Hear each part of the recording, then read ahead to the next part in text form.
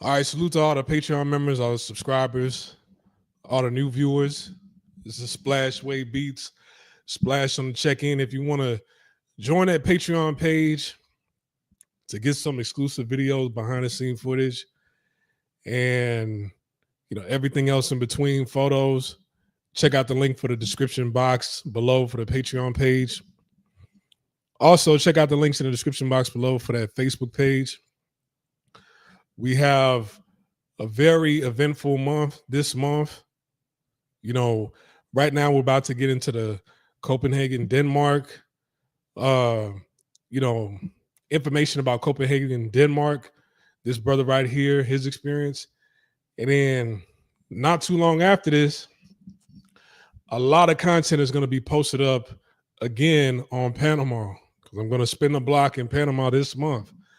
So we have a lot of content coming up this month. And if you want to share your story or share your experience in another country, another city, please feel free to hit me up and let me know. We can schedule an interview on this platform. Now, without further ado, the man we all know and love, Sam Combo. Sam Combo, what's going on? Hey, what's going on, Splash? How are you? Man, not much. Life is beautiful. How about yourself? Doing well, doing well. I literally just got back from my trip from Denmark. Yeah, I Okay. just got back like 2 hours ago. So, Oh, yeah, damn. still kicking, ready to go. You're not jet lagged at all? Ah, I'm used to it. I feel you. I feel you. Okay, man. So tell the people which city you went to in Denmark.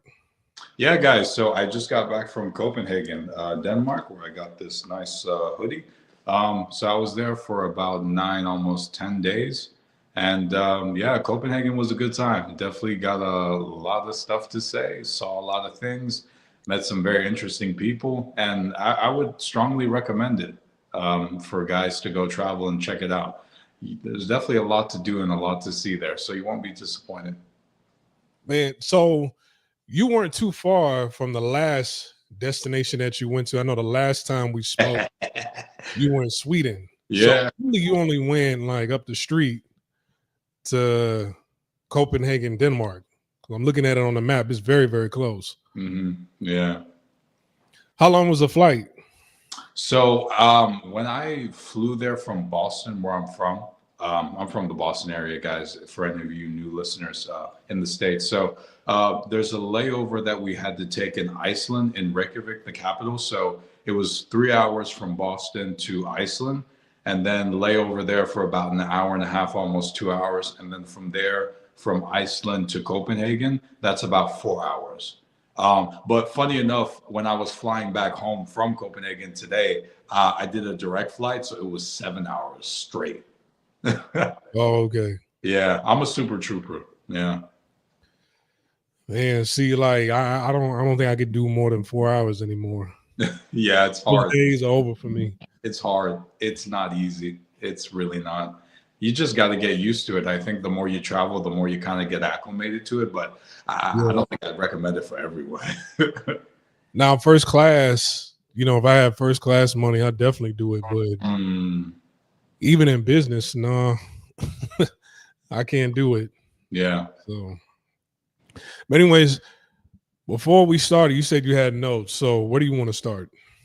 No, so last time we've done streams, usually like we'd go through like the week and what I did each day. So Right. for my memory, to keep my memory fresh, I wrote down the places, that I went to each day, just so I could give a really accurate like idea to everyone about where I was going, what I was doing, the exact names. That way, for any of you guys who want to go to Denmark, you'll have those exact names and I can give you a pinpointed itinerary of what I did each day. Because usually when we do live stream Splash, that's usually how we go. So I just wanted to make sure I wrote things down so I got an accurate, itinerary of everything I was doing for the audience. So.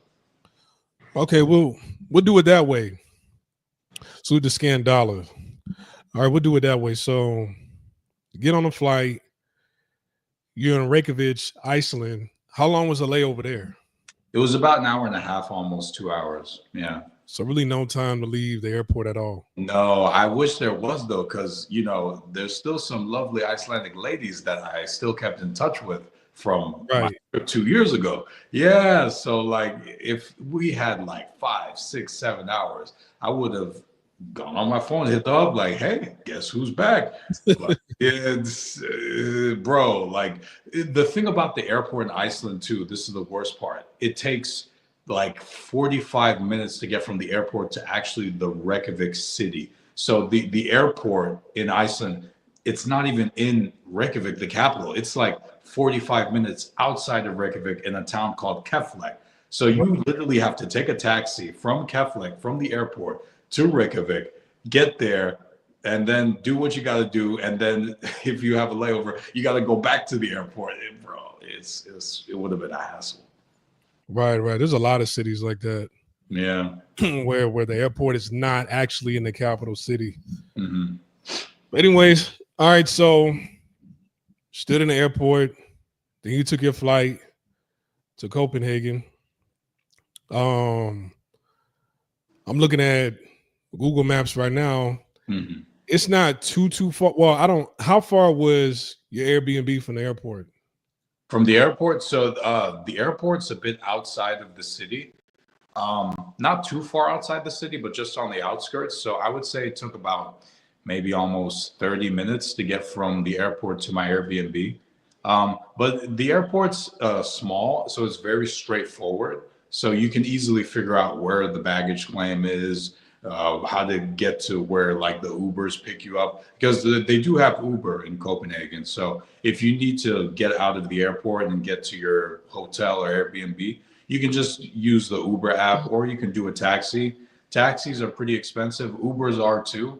But there is the train system that you can use. So you can take the train to get out of the airport to get to where you have to go. But since that was my first day, I didn't really know how to navigate the train system. So I'm like, okay, just let me call it Uber. Let me get to my Airbnb and let me just, figure out what to do from there.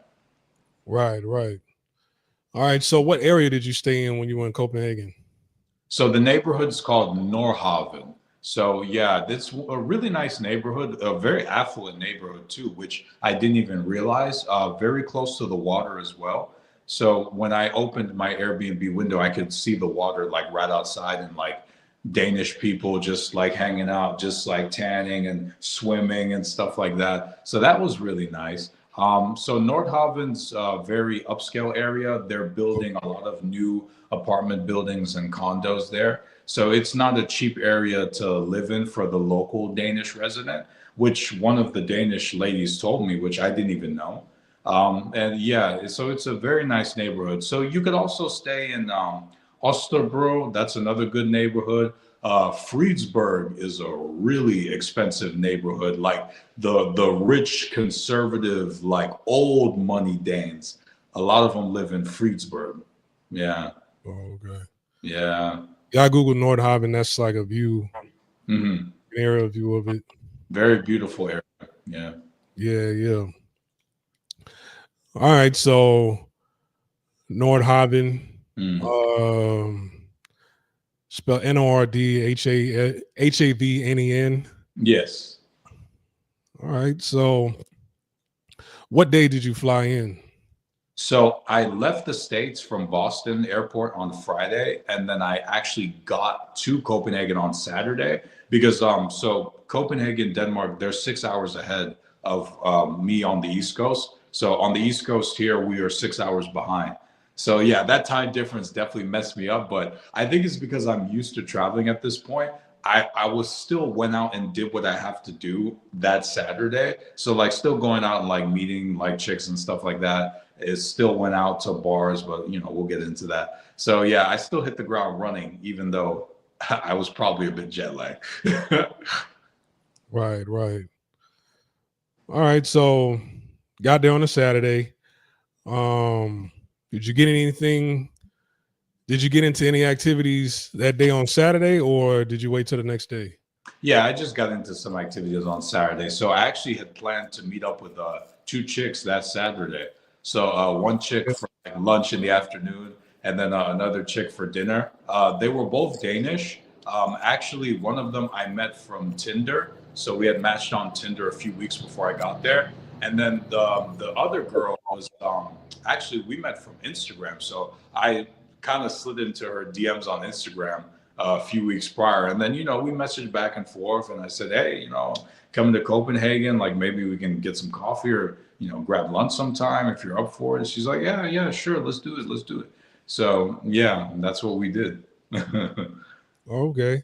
Yeah. Like, before I get into that, when you talk to women online before going to these destinations, like, how long in advance do you actually start swiping on dating apps or on Instagram before you actually arrive to that destination when you talk to women?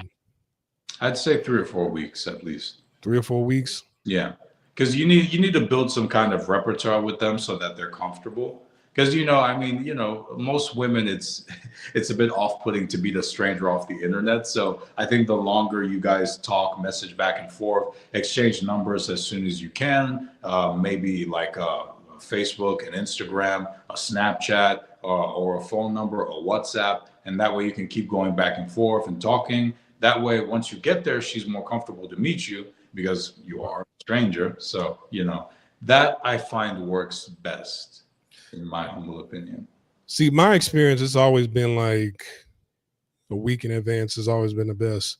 Yeah, that works. If I match with somebody like 3 weeks in advance, then you know how like they have all these women today, they have like a real short attention span. Mm-hmm. So after week one, it's like the messaging starts to slow down, especially if the destination you go in, they don't speak English and you're translating. They get kind of restless. But then when you say, hey, I showed up, that's when, okay, where are you? Let's meet.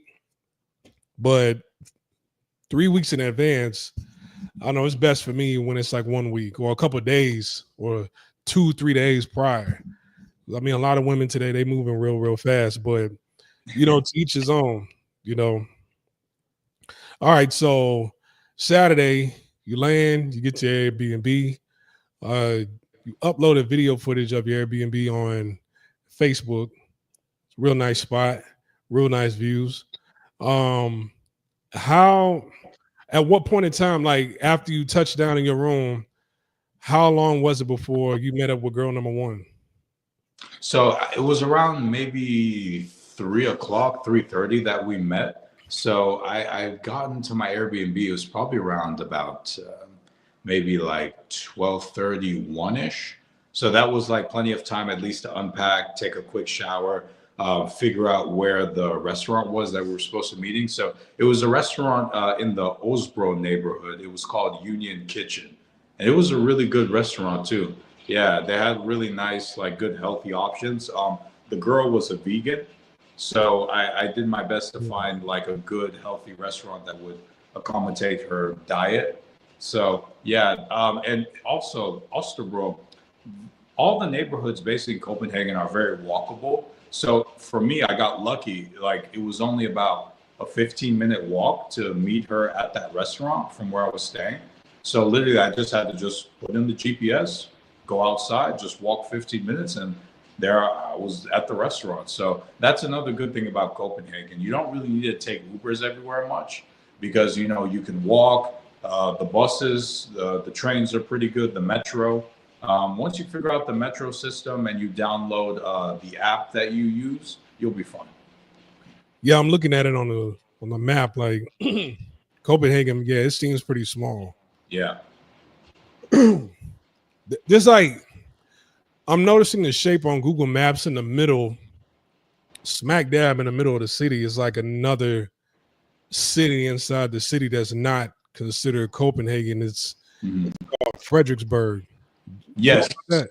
Friesberg, as they say in the Danish accent. Oh, Friesberg, huh? Friesberg, yeah. Yeah. Yeah, that's interesting. Rich neighborhood. They got money over there. Oh, really? Yeah, old money, old Danish money. Yeah. Nice.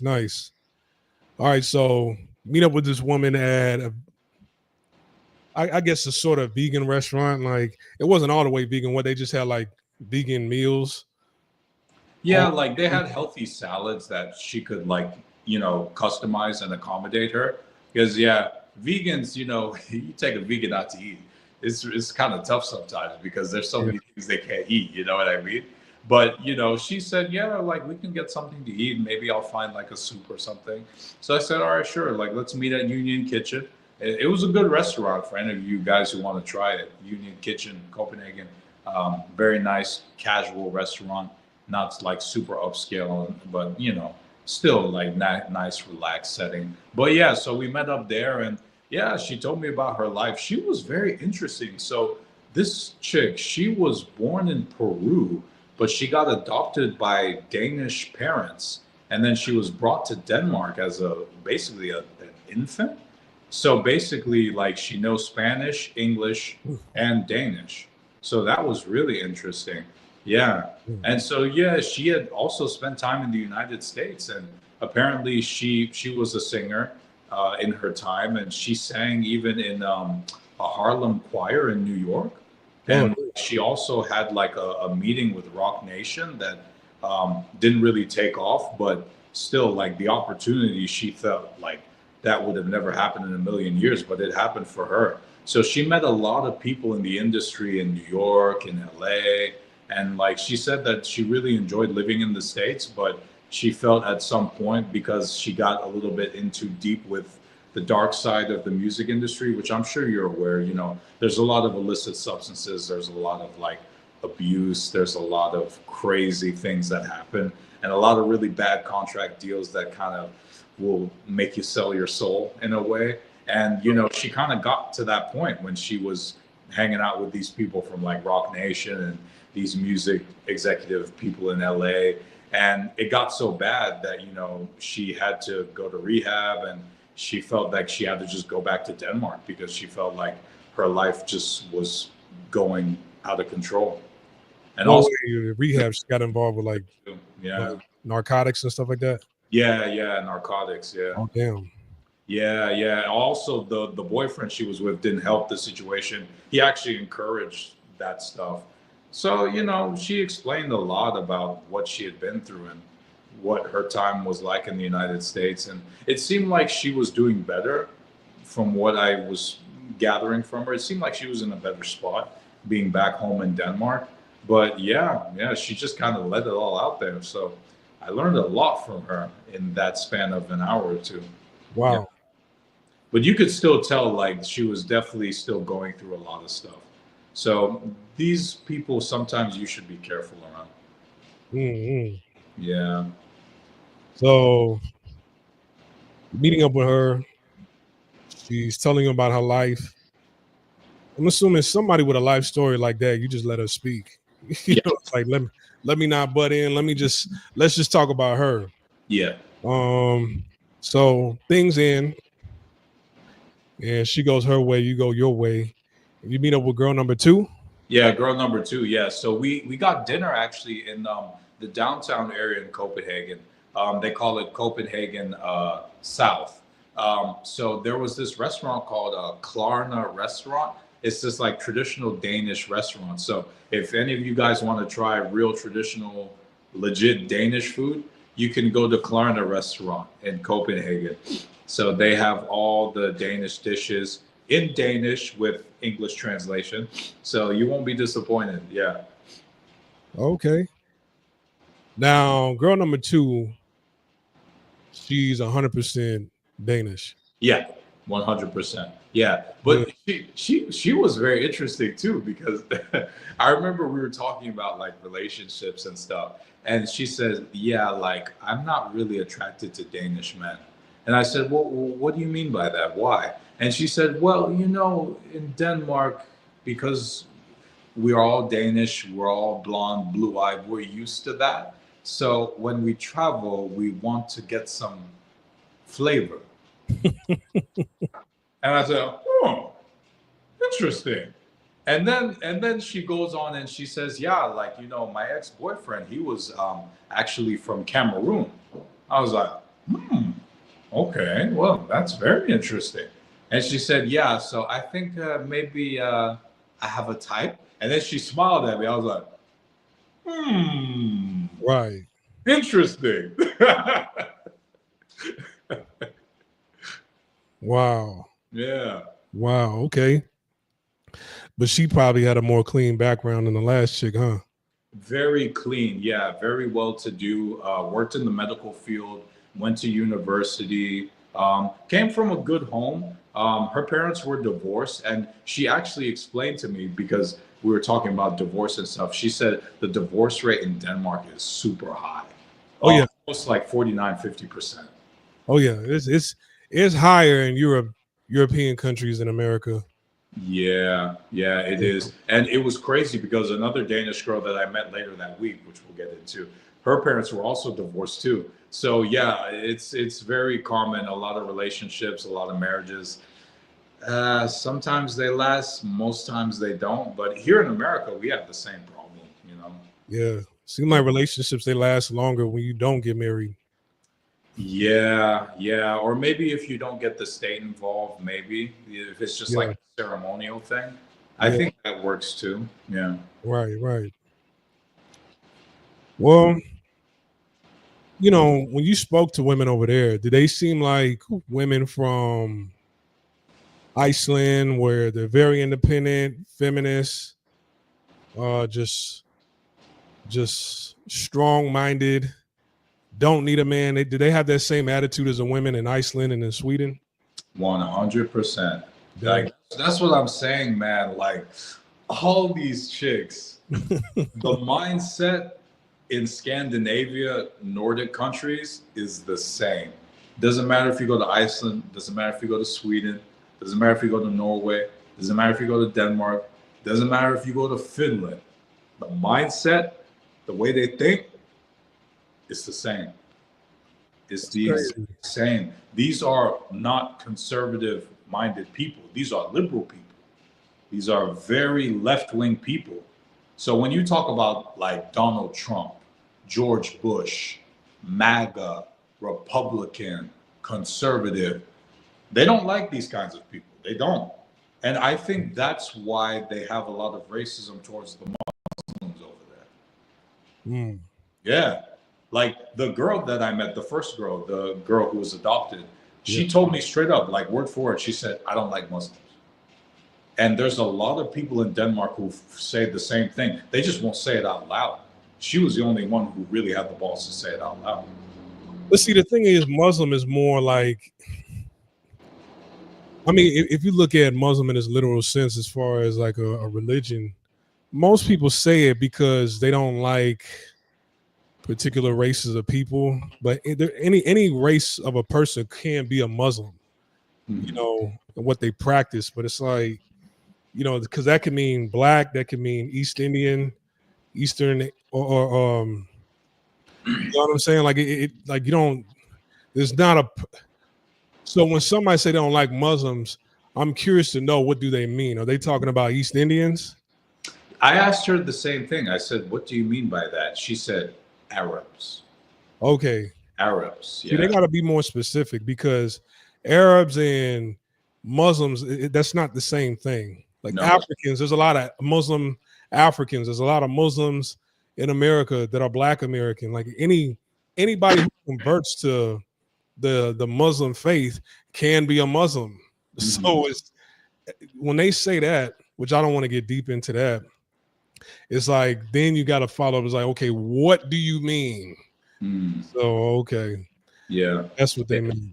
Yeah, yeah, that's what they meant. And the thing is, when you think about it, you understand why not all Danish people are racist towards Arabs and stuff, but there are some that are. And I think the reason why is because like the Arab Muslim culture and the Danish Nordic culture, they're the exact opposite. They're not really compatible when you think about it. Yeah. I don't know any other way to say it, but when you look at like these like Danish chicks, you sit down, you hang out with them, you get a coffee with them, you talk to them, they will tell you feminism is the way, liberalism is the way, 50-50 is the way, blah blah blah blah blah, right? Whereas Muslim countries, you sit down in Muslim countries and they say, no, feminism is not the way, 50-50 is not the way, Sharia law is the way, or the Quran's the way. You know what I'm Mm-hmm. saying? Yeah, like in Muslim countries, typically women are not equal to men, if you Right, know what I mean. right. Yeah, So yeah. And I basically, they think just this have is a why the Danes don't really like them. Yeah. so it's basically they just have a problem with patriarchy. That's it. Patriarchy also, and like the values, I think, because I think to Danes, the Islamic values to them, it's like not all Danes think this way. I'm not going to generalize, say all Danes think this way, but there are some that do. I think the values of Islam, or the values of the Middle East, I think to these Danes, they fear it because they're afraid that the country might try to change. Because like this Danish girl, the first one who said, "Well, I don't like Muslim," she said like, "Oh, they're trying to take over the country, like they're buying churches, Danish churches, and turning them into mosques. They want I to see. change our way of life and things like that. They don't want to learn Danish and assimilate into the culture." And you know, whether you agree or disagree with what she said, at least you can try to understand or try to see where she's coming from, and Right. you can understand how some of these people think. I see what's going on here. It seems like they're bringing in a lot of immigrants from these areas, A lot. right? Because their numbers are dwindling.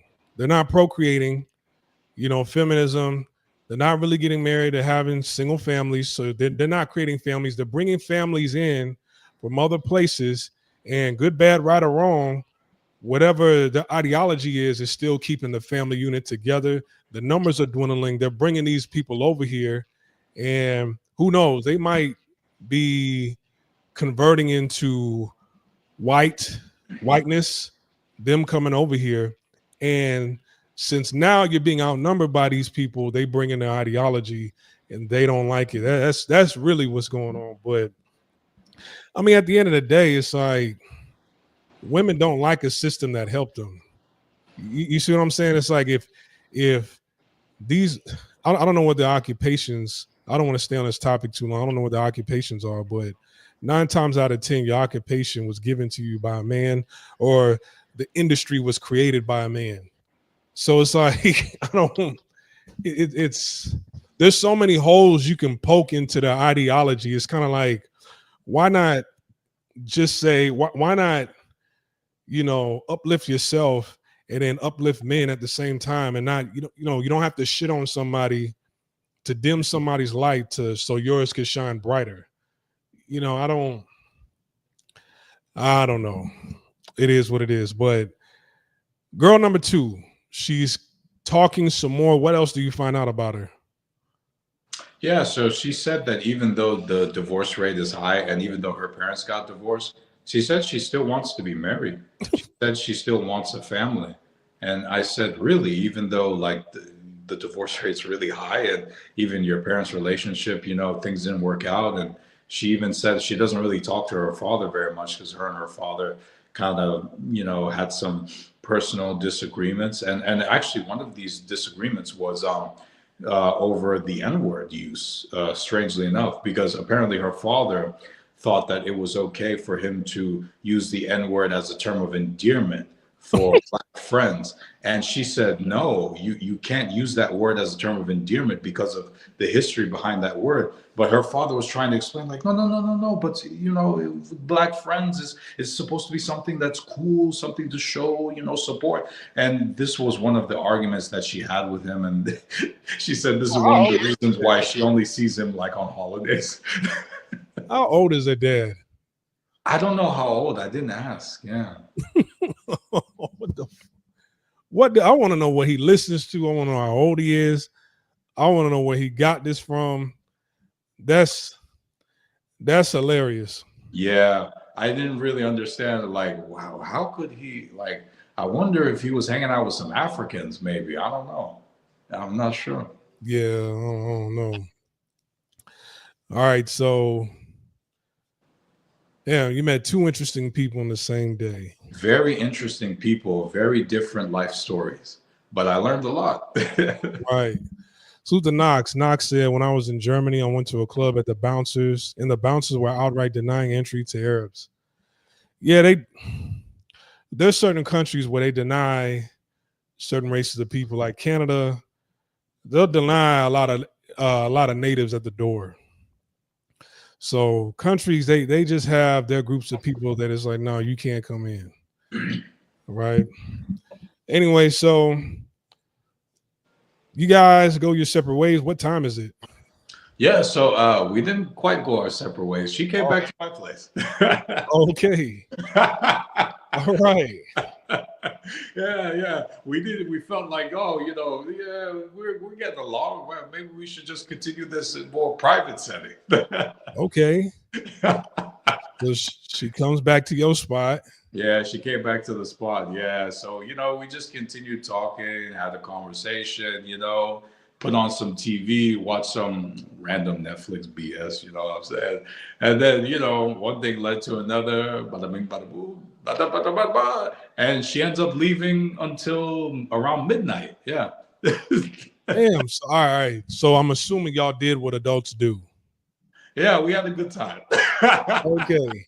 It Now, was crazy because we met up, it was like 6 o'clock, and then we had dinner, and then we went out, and then we went back to my place, and she didn't leave till like midnight or like 12:30. Yeah.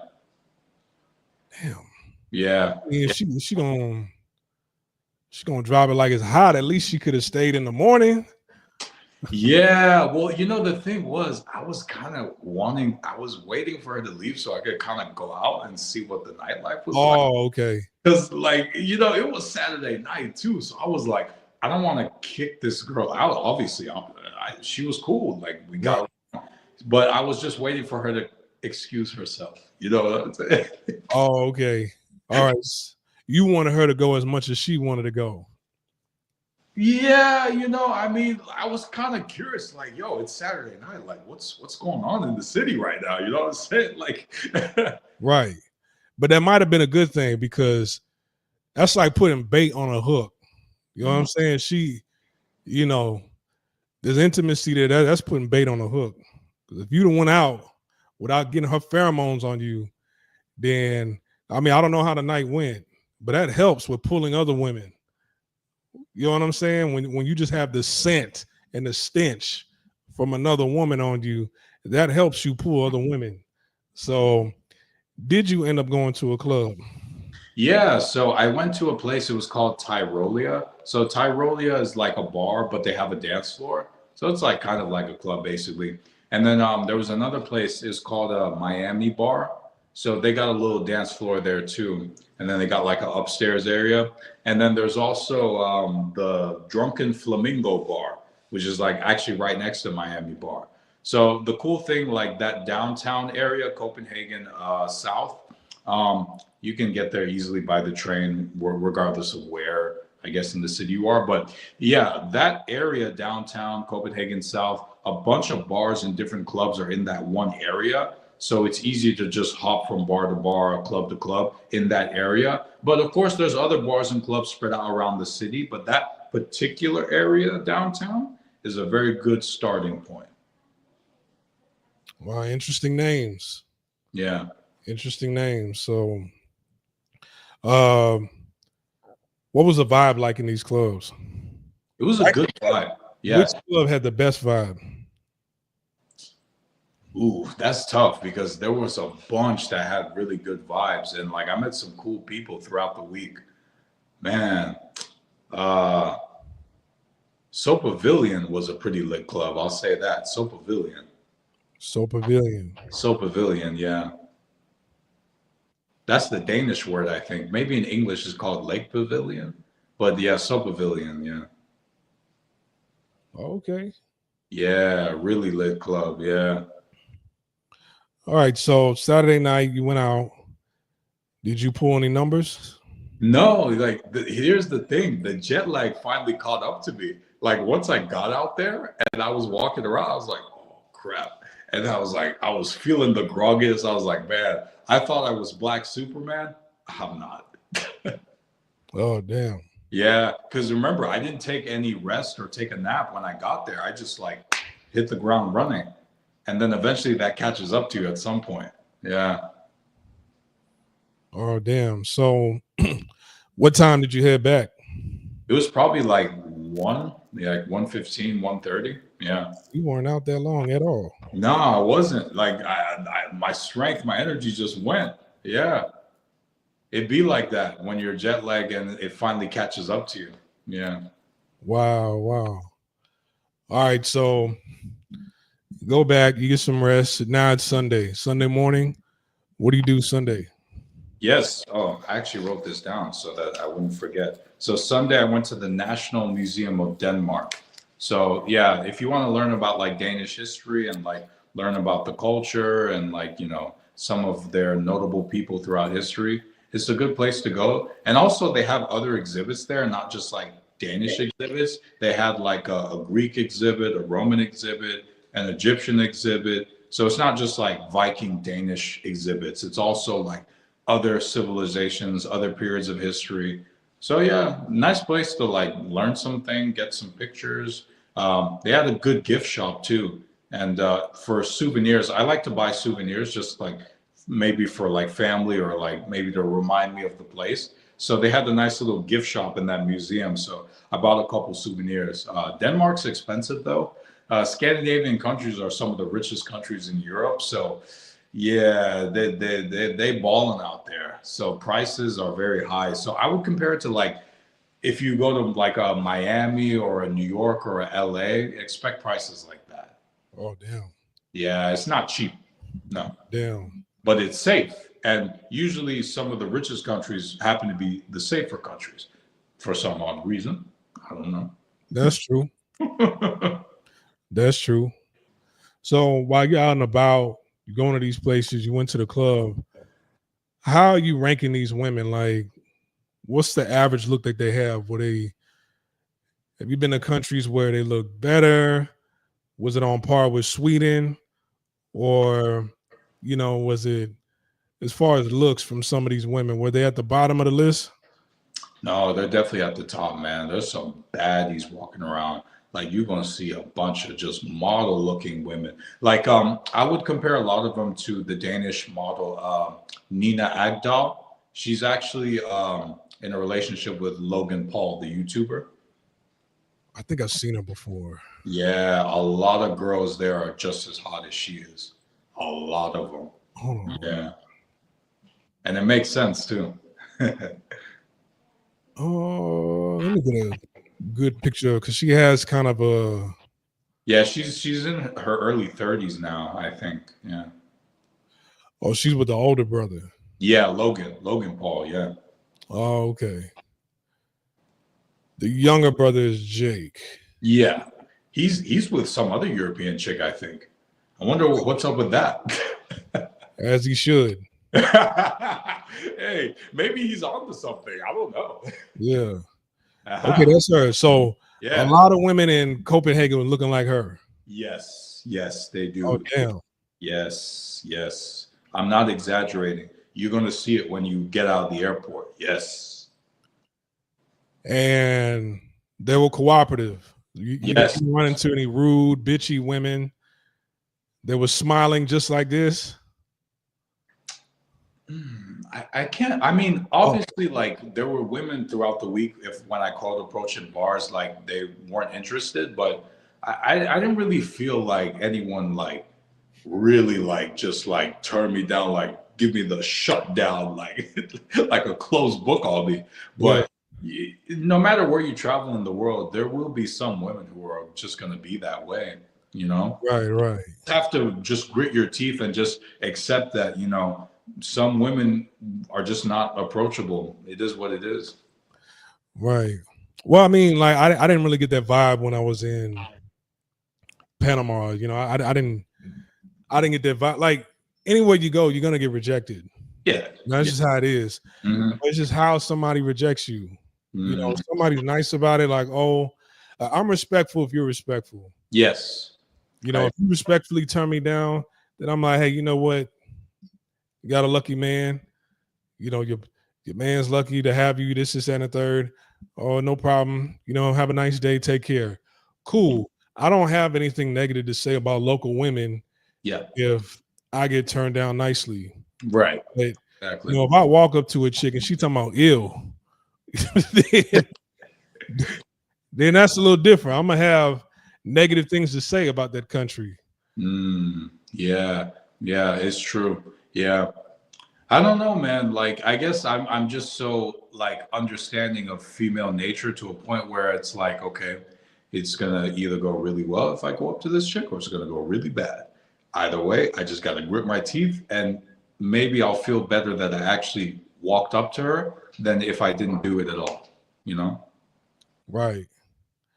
Like these guys getting with European women, as you mentioned, the Paul brothers, you know, maybe this liberalistic mindset that they have, this feministic mindset is like, as long as you don't take it further than where it needs to go, you know what I'm saying? You don't try to, I don't know, because I guess they look at marriage as a title, roles and titles that you guys are supposed to be in. You don't give a woman a serious title.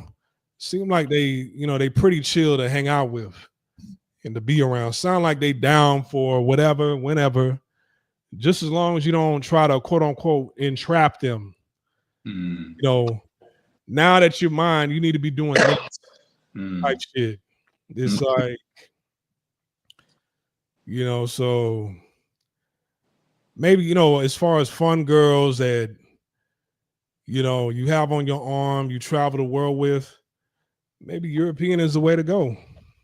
yeah, I mean, I definitely always enjoy my time over there. Of course, I've enjoyed my time going other places too, like Canada when I was much younger, but I was with my family, so I wasn't really doing much damage. But even Dominican Republic, nice place. Yeah. Can't say I've really had any place that I've traveled to where I said, oh, I hate this place so much. No, no. Europe's a vibe. Right. All right. So walking around, you see women like this. Hmm. You go to the museum, you leave the museum. Now, where you headed to after the museum? Yes. Now I'm going to check my notes to see what else I did. Oh, so the girl that I met, the second girl that I met for dinner on Saturday, who accompanied me back to my place to discuss Danish culture a little bit more, she wanted to go do some mini golf. So I was like, oh, wow, mini golf. Okay. I didn't know that was a thing in Europe. She said, yeah, yeah, we really like mini golf here, but we have an inside mini golf arena, not outside. I was like, oh, obviously, because it's always snowing. It's like, yeah, exactly. I was like, Oh, how interesting. Wow. Even where I'm at in Boston, where it's always snowing, I don't think I have any indoor mini golf places. Everything's outside. And then they just close in the winter. But I guess since their place is indoor mini golf, it's always open. And so, yeah, and they had like a nice bar inside that you could get a drink and like grab a snack and stuff. So, yeah, we just had a little mini golf date and just hung out, just talked, got something to drink, and yeah, just went our separate ways. Yeah. she didn't come back to the spot. No, no, no, no. To be honest, like I was trying to see maybe if I could finagle some other chick, but that gamble didn't turn out. Oh, Sometimes, you kind of gamble with it, if you already have, had a chick come over and then you meet her again, but then there's other options you think you could probably maybe get that day and then they don't turn out. That's just the game, man. It is what it is. right, right. Man, all right. So she goes her way, you go your way. Yeah. You go back to the club or you call it a night? No, that was Sunday. So, from what I understand in Copenhagen, based on my notes, Sunday people do go out, but they really don't go out that much. Like Sunday, Monday, and Tuesday are a bit 50-50. Wednesday, Thursday, Friday, Saturday, different story. Mm, Those are active. Those days are active. Yeah. right. Yeah. All right. So you call it a night Sunday. Yeah. Monday, I guess, is meeting up with women, or it's kind of a boring, relaxed day. Yeah, so Monday actually it was Let's see here. So Monday, actually, there was a bit more like museum, like tourist stuff that I was doing. But then also the young lady that I met Saturday, who expressed her her opinion about Muslims. We met again, but we met like in a park and we just sat down and talked. But before I met up with her that Monday, actually, I went to the King's Garden. So there's a castle called Rosenberg. It's Rosenberg Castle, and they have what they call the King's Gardens. So one of the ancient kings of Denmark, he owned this castle and he had this garden. But the royal family doesn't live there anymore, so they turned it into like a museum, basically. And also they turned it into an outpost for the Danish royal army. So yeah, I saw Danish soldiers there guarding the castle, which was kind of interesting to see. And then I just walked around the King's Gardens too. It was a beautiful place. Yeah, let me see if I can look that up. Yeah, King's Garden. yeah. King's Garden. Yeah, if you Google Rosenberg Castle, the gardens might come up because the gardens are right outside, so it might come up. Yeah, I see it.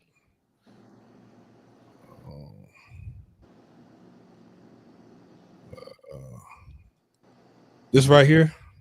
Yeah, that's the place. Yeah, yeah. Oops. Oh, damn.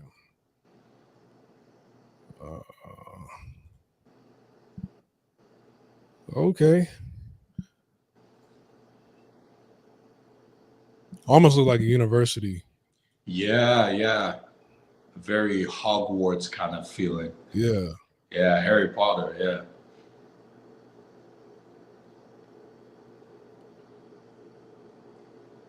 Well, I mean, you know, the grass looks manicured. Seemed like it's well taken care of. Yeah, very well taken care of. Yeah. They had good exhibits in the castle too, because it's basically a museum now. So very cool, like, exhibits you can check out. Okay, that's cool. That's cool. Yeah. Oh, I also forgot to mention, guys. So Sunday evening, there's the Little Mermaid statue that I saw. For those of you who don't know, the Disney movie that you know, The Little Mermaid, that's actually based on a Danish fairy tale that was written by a Danish author. Danish author, his name was Hans Christian Andersen. So he's the one who wrote the story of The Little Mermaid. And there's a Little Mermaid statue in Copenhagen that is very famous that I got to take a picture of, crawling with tourists. So just wanted to throw that out there. A little fun fact. Okay, so Little Mermaid statue.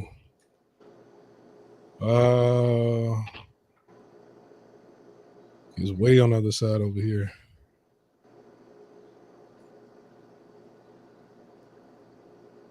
Oh, this one right here. Hold on. This right here. Yeah, that's it. That's the Little Mermaid statue. Okay. Crawling with tourists, like buses of tourists. Crazy, just to take that one picture. You'd have thought it brought them good luck or something. Yeah, yeah, yeah.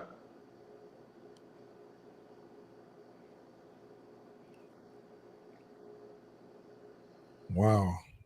Yeah.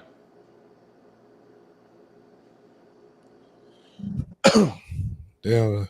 It don't seem like much when you see it from this angle, but It's really not. But every tourist in the city was there.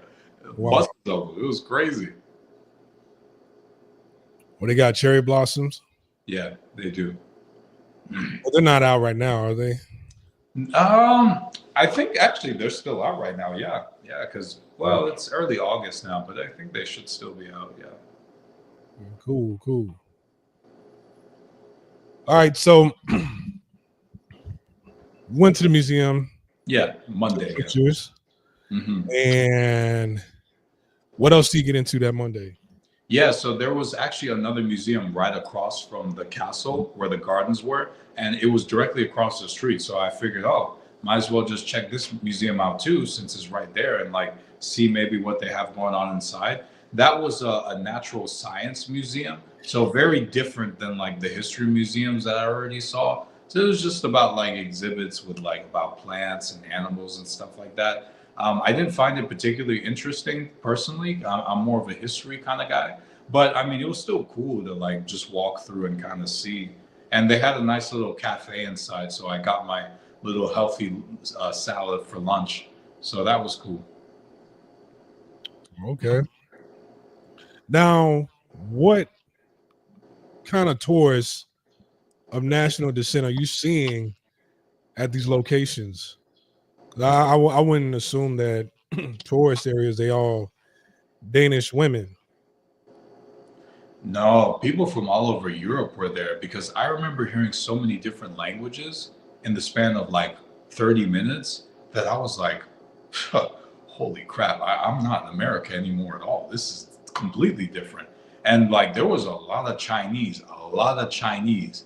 And I even asked one Danish girl, like, like, is it just me or is there a lot of Chinese people here? And she's like, yeah, they all come as tourists because they think Denmark's like a fairy tale. I'm just like, well, I Really? mean, if you're living in the slums of Beijing, I can kind of see that. Yeah. Wow. Yeah. A lot of Chinese. Okay. I don't know. Like Copenhagen would have never been on my list of places to go, but I guess they know something I don't know. Yeah, yeah, yeah. There was a lot of tourists from all over the place over there. Yeah. So very interesting hearing a bunch of different languages in the span of half an hour. And that's when you know you're international. Right, right. All right. So Monday, it was a touristy day. Tuesday, what did you get into? Yeah. So at the end of that Monday, actually, so as I said before, the girl that I met Saturday, the one who expressed her disgruntlement towards Muslims. So we met in a park in Frederiksberg. Frederiksberg is one of the rich, affluent areas where the old Danish money is. So there was this little park there, and it was so funny because like everybody there is either walking or riding bikes. Like I feel like there's cities that are made for cars and there's cities that are made for bikes.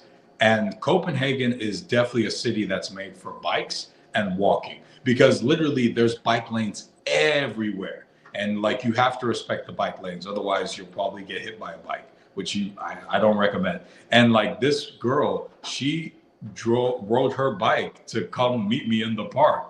And like when we were walking around, she just was walking with her bike just next to me. And I was just like, wow, I've been on dates in America. I don't think I've ever gone on a date where a girl showed up on a bike. Yeah. Now, do they have like public bikes that people could use in the city? Yeah. There's I guess there's a QR code on some of the bikes. You scan the QR code and then you pay through the link on your phone. And then that like unlocks the bike. Because Copenhagen is a very safe city. You don't need to really worry much about crime and like pickpocketing. But bicycle theft is definitely something that happens. So Oh, just be aware of that. Yeah. Bicycle theft.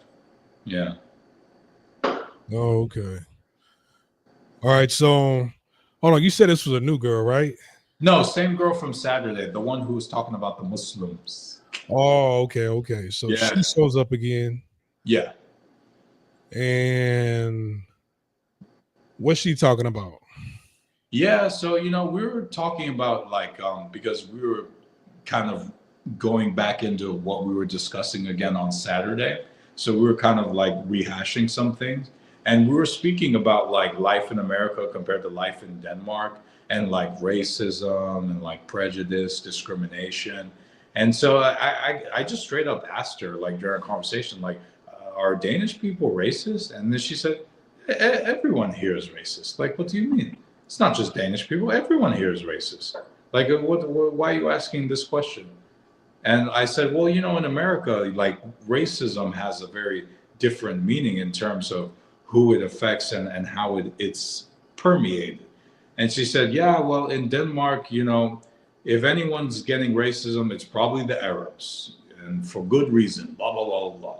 I was like, oh, here we go again. Right. Here we go again. Damn. Yeah. Very opinionated, these women. Right, right. Mm. All right. So walking through this park, did you guys eat something? No, no, we just walked and talked, and she's walking with her bike, and I'm just walking by her, and she's just like showing me the Flutsburg area because she's like, yeah, this is the old money Danes. They live here, very traditional Danish people. And she was like pointing out places. She's like, yeah, this is a good place. This is a place where this happens. Oh, if you want to get some cappuccino, you should go there and things like that. So, yeah.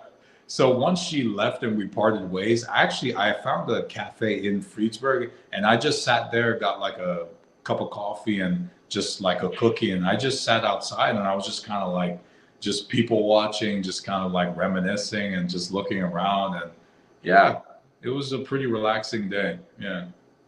Did you get a cold or did you get cold approached by any women while you were there? In the nightlife, but not during the day. These Oh, people are very non-confrontational. It's not like America where people make small talk on the bus or on the train.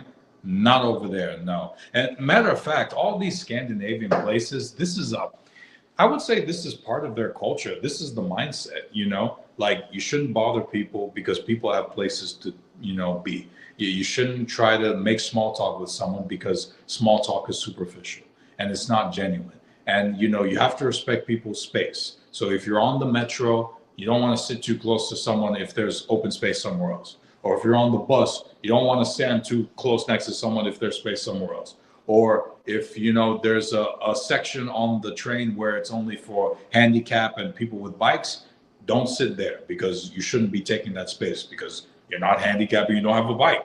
And this is the way that a lot of these people think, whether you go to Denmark, Norway, Sweden, Finland, or Iceland. The mindset is very similar. But during the nightlife, it's a different story completely. And I think the reason why it's so different in the nightlife is because of how they are during the day. So the nightlife for them and alcohol is like an escape. Like I always used to think that they just drink a lot because of their Viking roots, but I think it's also a means of escape. Yeah. mm-hmm. Yeah. Because out of all these countries, these Scandinavian countries, Danes drink the most. Like Oh, they will drink you under the table. I kid you not.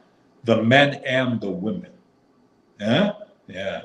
damn. Yeah. They know how to hold their liquor. They're not out of control, are they? Some of them are out of control, and that's a big problem because, like, a lot of them start drinking at 16, even though the drinking age legally is 18. And I think because the parents also encourage them to drink too, sometimes, that can lead to other issues, like not being able to compose themselves, being loud, being belligerent. But they still won't like try to start a fight with you, which is very weird. But they're still going to be like, ah, yeah.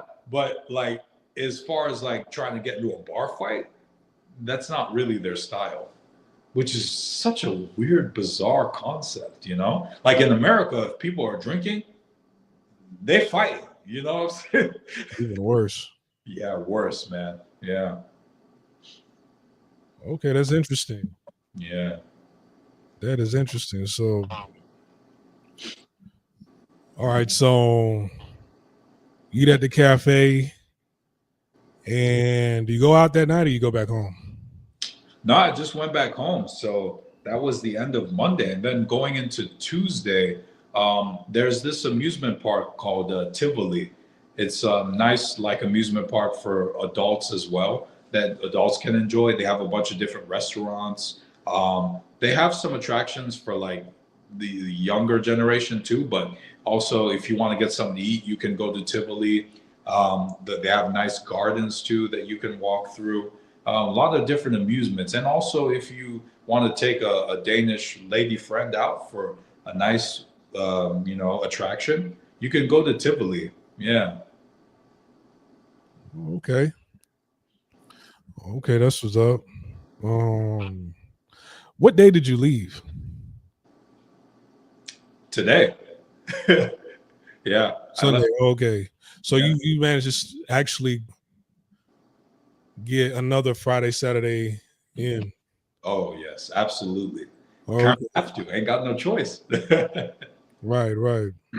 What day are we on now? Is this Tuesday? Yeah, so this is Tuesday. So yeah, in the morning I went to Tivoli. That's the amusement park area with like gardens, nice restaurants, cafes, different like food stands. Also, like they have like little theme attractions for like the younger generation as well. But for adults too, you can still go there and enjoy some stuff. And then after that, I went to Friedrich's Church.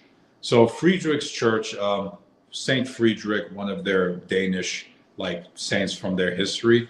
There's a church right next to the royal palace, actually, where the royal family lives. So this church is very popular and it's open to the public.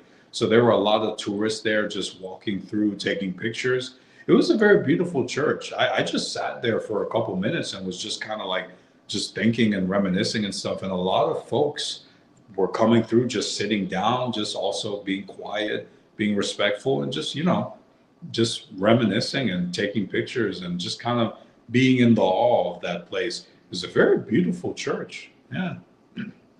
Nice, nice, nice. Also, the royal palace is right next to the church, so it's easy walk right to the royal palace. You can't go inside, obviously, because the royal family is not just letting people come in, but you can look at the outside. You can take pictures. Don't try to go inside because there's guards with guns outside, so you can take pictures with them, but don't get too close. Right, right.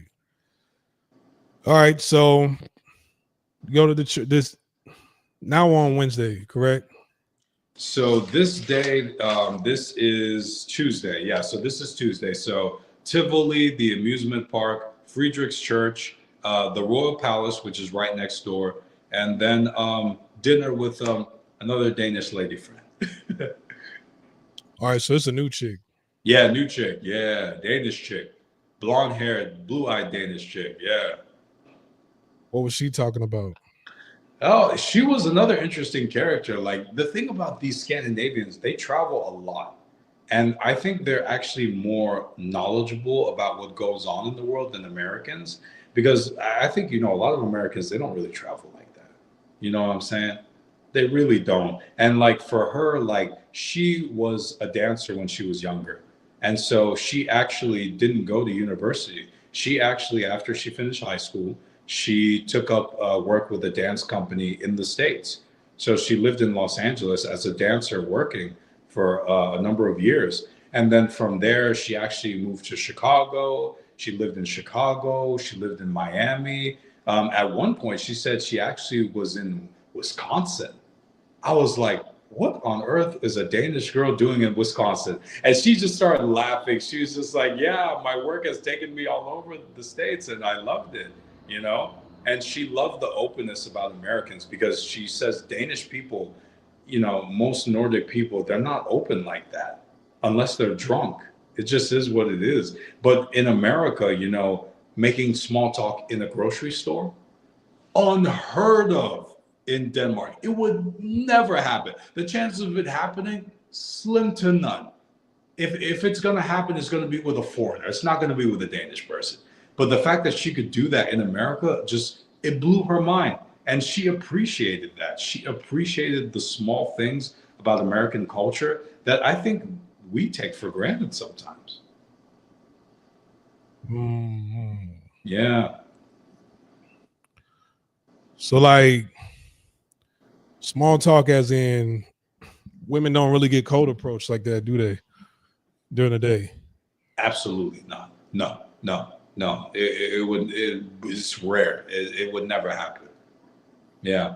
But at nighttime, in the bar, the club, when the alcohol's there, oh, the rules just go out the window and suddenly everybody's wants to talk. Oh, interesting, huh? Man, that's no wonder why their birth rates are in the negatives. Yeah. And here's the interesting thing about that. Yeah, you brought up an interesting point because even while I'm walking around, what I really liked was that I still saw families walking around. I still saw Danish families. I still saw baby strollers, even though the divorce rate is high, but still, I saw families together, like doing things, going out, going to the water, swimming, um, being active together, running, riding bikes together, playing soccer, football, as they call it over there. And I don't know, maybe I'm getting soft in my old age, but I actually like seeing that. I mean, I think most men want that. They want to be in a country. That's why we travel. We want to be in a country or surrounded by women that actually value family and being together and not trying to sabotage a relationship for the name of feminism. Because, you know, a lot of Right. women feel like that. Why do women feel like, damn, you cooking for a man, you know, taking accountability to a man, you admitting your mistakes to a man. Oh, you getting soft. A lot of women, they think they're soft and weak doing all those things. And it's like, hey man, I didn't grow up in a time like that. We don't want that. And the new generation of men today, they don't want that either. These youngins in their teens and 20s, they don't want that either. That's So right. Yeah. um, It's interesting how you brought up feminism, Slash, because I feel like being a feminist in Miami is very different from being a feminist in Copenhagen. mm, Because these feminists in Copenhagen, these Danish girls, they're well versed in feminism because they live in a feminist socialist country. So when it comes to feminism for them, they look at it like, okay, I'm in a relationship with someone I love. We're a partnership. We're 50-50. We split everything. He takes care of some things. I take care of some things. That's why you'll even see just Danish fathers with strollers by themselves, or sometimes you'll see Danish mothers with baby strollers by themselves. And you see that very often. This is a very socialist democrat country. So they get a lot of benefits from the government. But the taxes that pays for these benefits is 50% income tax. oh shit. 50% income tax. Yeah. Like I remember I was talking to a bouncer at a oh God, what was that place? It's in my notes somewhere, but I'll bring it up later. But he was telling me like I was explaining like, okay, you know, in America, basically, if you don't have a job, it's really hard to get good health insurance. You know what I mean? Yeah. And I said, but you guys here in Denmark, you know, the government basically pays for your health insurance. So even if you don't have a job, you still can get good medical care. Oh, yeah, it's He tough. said, I don't need that shit. They still take 50% of my money. What do I need this medical insurance, this free education? What do I need that shit? He was very opinionated about the income Right. tax. Right. And most people don't realize that like Canada, like people will swear up and down, well, Canada, we have free healthcare, yada, yada, yada. But I'm like, you're paying for it either way in the taxes. And Yeah. then it's like, let's say you've been working for 10 years. So you've been working at 18. Now at 28, you have some health issues and you need to get like a surgical procedure. But they're telling you you got to be on a waiting list for 3 years before you could get that surgical procedure. But in between then, you're still in some sort of pain, right? So now you've been paying taxes for 13 years, right? You've been paying taxes for 13 years. Well, actually 10 years, and they're telling you got to wait another 3 years. So now you're paying taxes for another 3 years for a quote unquote free procedure that you want to get right then and there. Was like in America, it's not like that. Mm, America, they don't like if you're in pain, you need a surgical procedure. They don't leave you on the side of the road. They don't deny you at the hospital.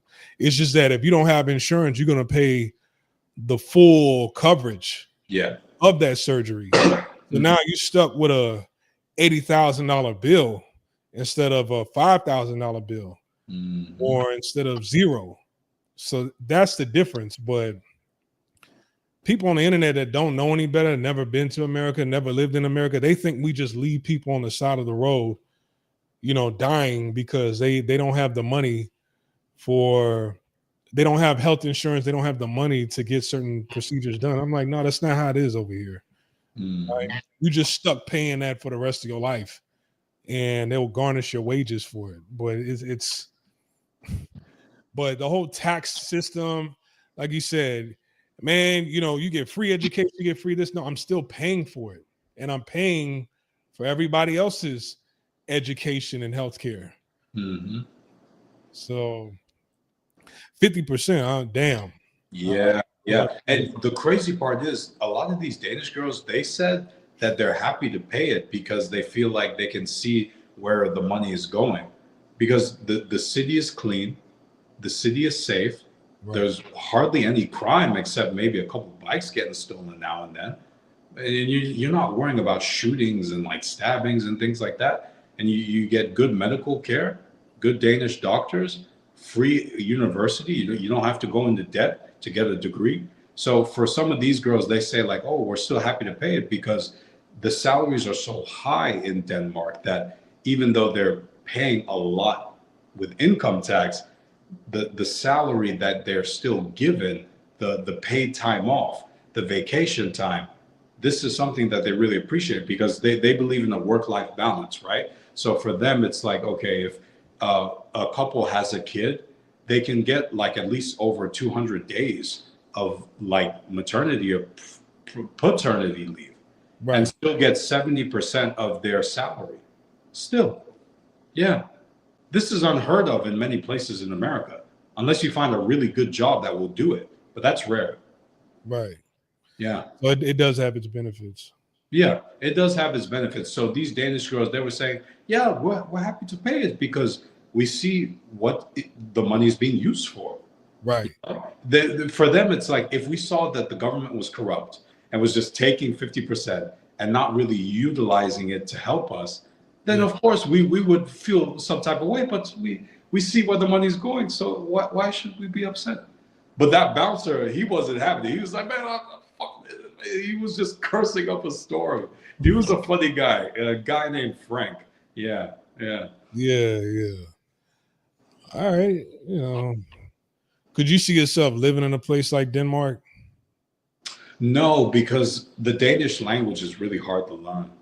And like, for me personally, like I understand that if you move to another country, you kind of have to speak the language at some point. You're going to have to understand at least. And for me, do I really want to sit there and learn the Danish language? No, I don't think I do. No. And besides the language being a hurdle, could you see yourself living there? Yeah. Yeah. Aside from the language, yeah.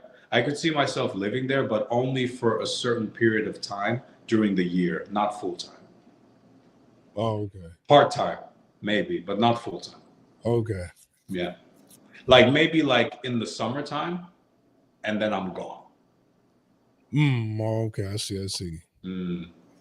All right. So now what day are we on? Wednesday still? Yeah. So this is going through my notes. Make sure I give you guys the right things. So this is Tuesday. Yeah. The other Danish girl that I met. Actually, I met her through Instagram, and this was actually a year ago that we connected, and we were keeping up with each other because. So last year I went to Sweden, right? So for any of you guys who didn't watch our live stream we did last year about Sweden, gave some good intel. Definitely check that out on Splash's channel. So I was trying to figure out a way to go to Denmark and Sweden around that same time. But unfortunately, I didn't have enough time to go to Denmark. So even though I was in touch with this Danish girl, I never actually made it to Denmark. I went to Sweden. So we never met. But we stayed in touch even though we hadn't met up. So then when I finally got to Copenhagen, I hit her up and said, hey, guess who's in your city? And she's like, wait, you're here? I was like, yeah, I'm here. It's like, oh my God. And then, yeah, so we met up and, it was a good time. We met up actually in the meatpacking district in Copenhagen. So like there's a bunch of different neighborhoods in Copenhagen. Like I said, Nordhavn, where I was staying, Fridsberg, the rich old money Danes were there at. And then there's also the meatpacking district. So the meatpacking district is where the mini golf place was that I went to. So it was right down the street actually from the Mexican restaurant where I met this other Danish chick. It was a Mexican place called NoHo. Very good Mexican restaurant. So any of you guys like me who likes Mexican, check out NoHo in the meatpacking district. Yeah, good restaurant. Yeah. Okay. All right. So, oh, but you went over there with this chick that you met, right? Yeah, the Danish chick. Yeah, yeah, yeah. Right. All right. So, did the night end there? Did you guys? Yeah, so it was funny. The night it went a completely different way than I thought it was going to go because the original plan was, all right, let's meet up at the Mexican restaurant, let's get something to eat, get something to drink, and just chill over there, right?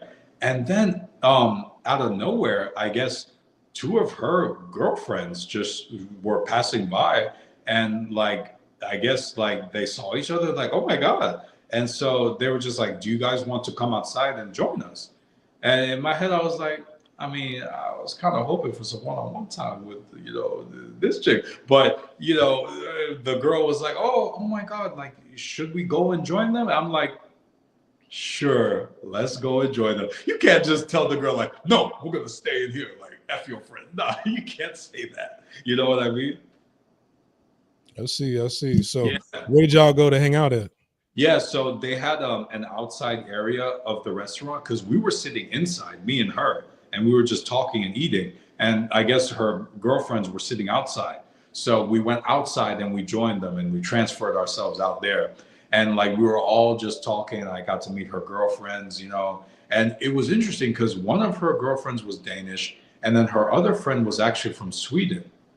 So yeah, that was interesting. I was like, oh my God, I went to Sweden last year. She's like, oh really? How did you like the Swedish girl? I was like, I mean, they're very nice girls, It's like, oh, that's all you have to say? That they're just nice? And she just kept like just looking at me, smiling. I was like, come on, this is gonna get me in trouble here. Like, come on, no, we can't do this. So it was a very good conversation we had. And that's when I started to notice how much these people drink.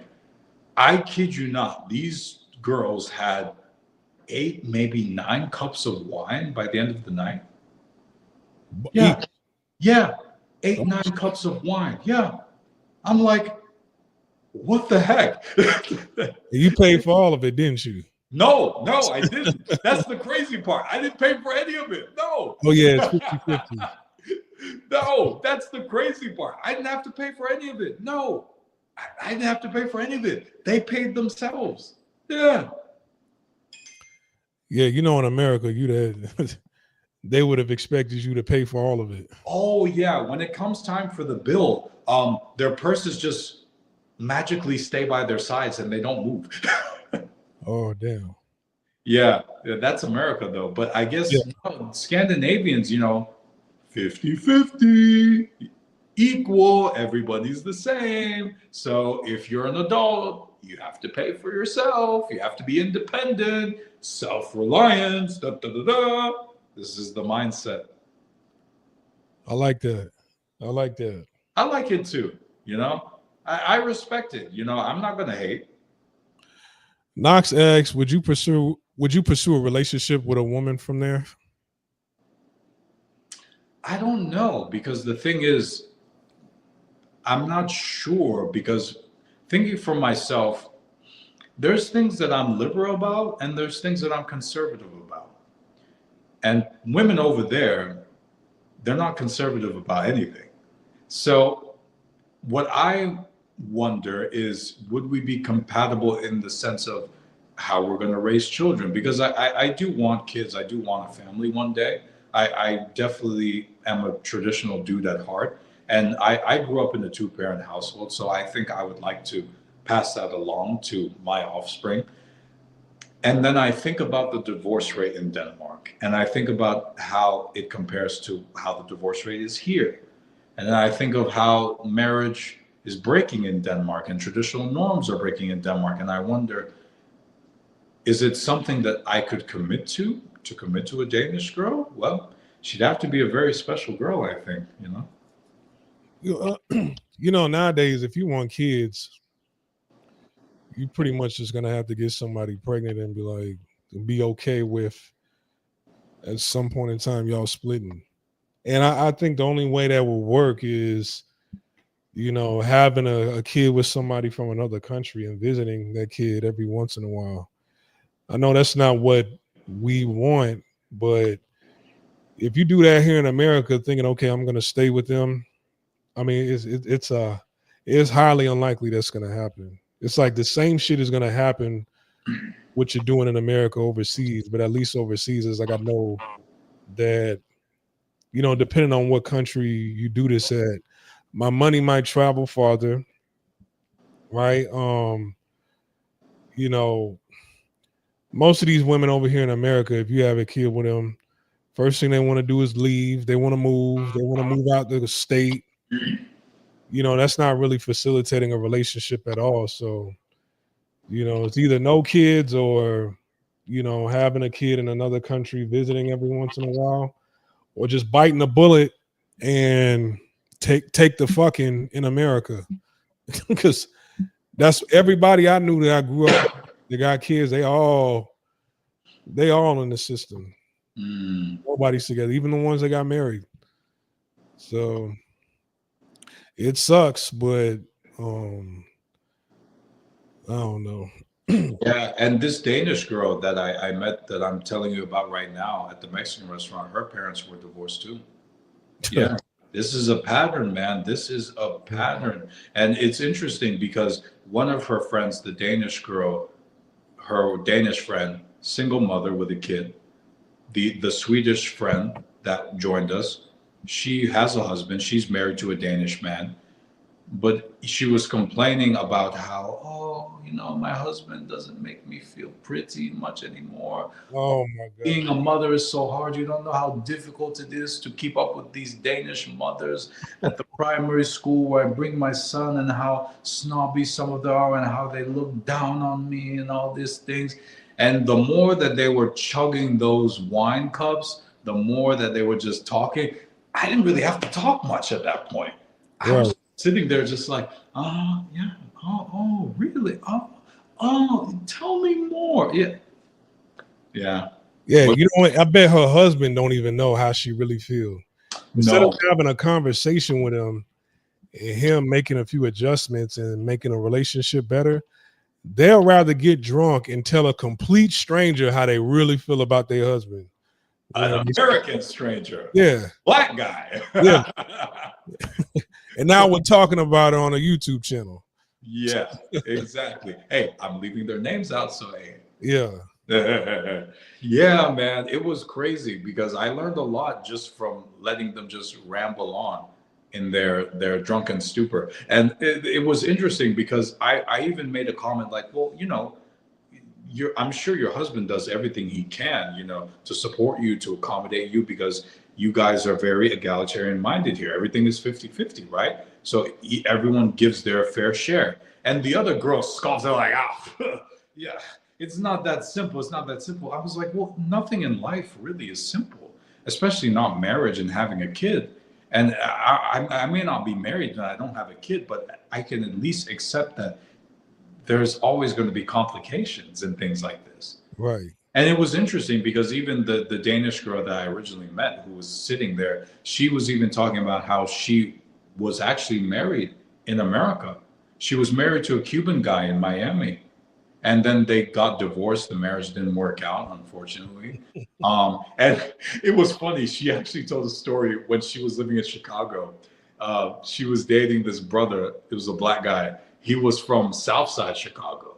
Mm-hmm. And it was funny because she went to her first Thanksgiving at his family's house in Southside. And she said she was probably the only white person for like miles when she got there. And like people were coming out on the porch, like just staring at her when she was walking through the South Side with her ex. And like she was like, I know I should maybe have been afraid, but I don't know. I didn't feel scared. I was like, oh, well, good on you, because Southside Chicago is no joke. Yeah. Right, right. Yeah. Man. So I guess that pretty much answers Knox's question. You know, you just have fun with these women and expect your expiry date. Well, you don't know when the expiry date is coming. Just know that it's going to come to an end at some point in time and you had your fun. So, all right. So now after you guys finish your brunch and everything. What happens next? Yeah, it was getting really late because we were talking for hours, man. Like it was probably like almost 9:30, 10 o'clock by the time that we had finished. And it was so funny because while we were like winding down, it was about 8, 8:30, and we were all sitting outside talking, you know. Um, that Danish girl that I originally met for the date, her parents randomly were passing by. And then she So, just looked and she called out to them in Danish. She's like, "Mother, blah, blah, blah." And then they turned like, "Oh!" I was like, "Oh my God." And I was just like, "What is going on?" She's like, "Those are my parents." I oh was damn. like, "Wow. I guess now it's a party." So then her parents come over and they sit down and they're like talking like, "Hi, what's your name?" It's like, "Oh, I'm Sam." It's like, "Sam, where are you from?" It's like, "Oh, I'm from America." "America? Where in America?" "Boston." It's like, "Oh, you came from Boston. Wow, what are you doing in Denmark? How do you know my daughter?" I was I'm like, fucking. No, I'm just playing. "Oh." Yeah, man, like it was a very pleasant interaction. Yeah, yeah. Because, like I said before, her parents are divorced, so it was her mother and her stepfather. Stepdad. Yeah, yeah. Stepfather, yeah, yeah. But really nice guy, really interesting dude. Retired guy, had business, did business in China, lived in China for years, made his money there, spoke fluent Mandarin. I was like, wow, that's crazy. Yeah, very interesting. Yeah. These people are highly educated, man, and they're well traveled. They've been places that I think many Americans have never even been to or wouldn't even dream of being or doing. Yeah. Right, right. All right. Man, I'm always like, I think that's happened to me twice where I ran into the parents the first time I met the girl, and I'm just like, fuck. I'm I just know. It's like, what happened to one on one? yeah, yeah. All right, so the night ends. I'm pretty sure she don't go with you because her parents and her friends are there. Yeah, What happened? her friends are there. Yeah, yeah, yeah. You got to read the social room, you know? So what happens next? Yeah, so we said our goodbyes, hugged, parted ways, said goodnight, and then that was the end of Tuesday. So then we move into Wednesday. So then Wednesday, so I had been going to the gym pretty regularly during the week. I forgot to mention that. So there's a really good gym for you brothers who like to work out and exercise. It's called SATS, SATS. So if you go to SATS gym, you can get like a pass for a week for like 30 bucks, maybe like 30, 31 bucks. Or you could pay the $9 per day, but I don't think you want to do that. So I was going to the gym pretty consistently every day while I was there. And Sats Gym, I knew it because Sats is a Scandinavian chain, which is in also Norway and it's also in Sweden. So that's how I knew about it because I'd been there before in those countries. But like it's like a high-end chain. It's not like Planet Fitness or anything like that. This is like a clean, high-end gym. And like the baddies that come through there in that gym, But no small talk. but no small talk. Yeah. You can look, but you can't speak. Now if they had like like a water dispenser filled with wine in it, that'll be totally different. Oh yeah. Happy hour. Yeah, yeah. Yeah. Yeah, then they get the small talking over there, boy. Hmm. All Yeah, right. they that liquid courage, you know, Splash. Yeah, yeah. Yeah. That's what I'm But gonna do this time, like going to Panama, because last time I saw the gym, but I didn't go in there. I was just but this time I'm gonna hit up the gym. But how much they charge? it was I think for a pass for 7 days it was like 30, 31 bucks. Yeah. That's not bad. It was crazy because I didn't even know till like Monday or Tuesday that that was an option because when I went there Saturday, they just charged me for like the day pass, like $9.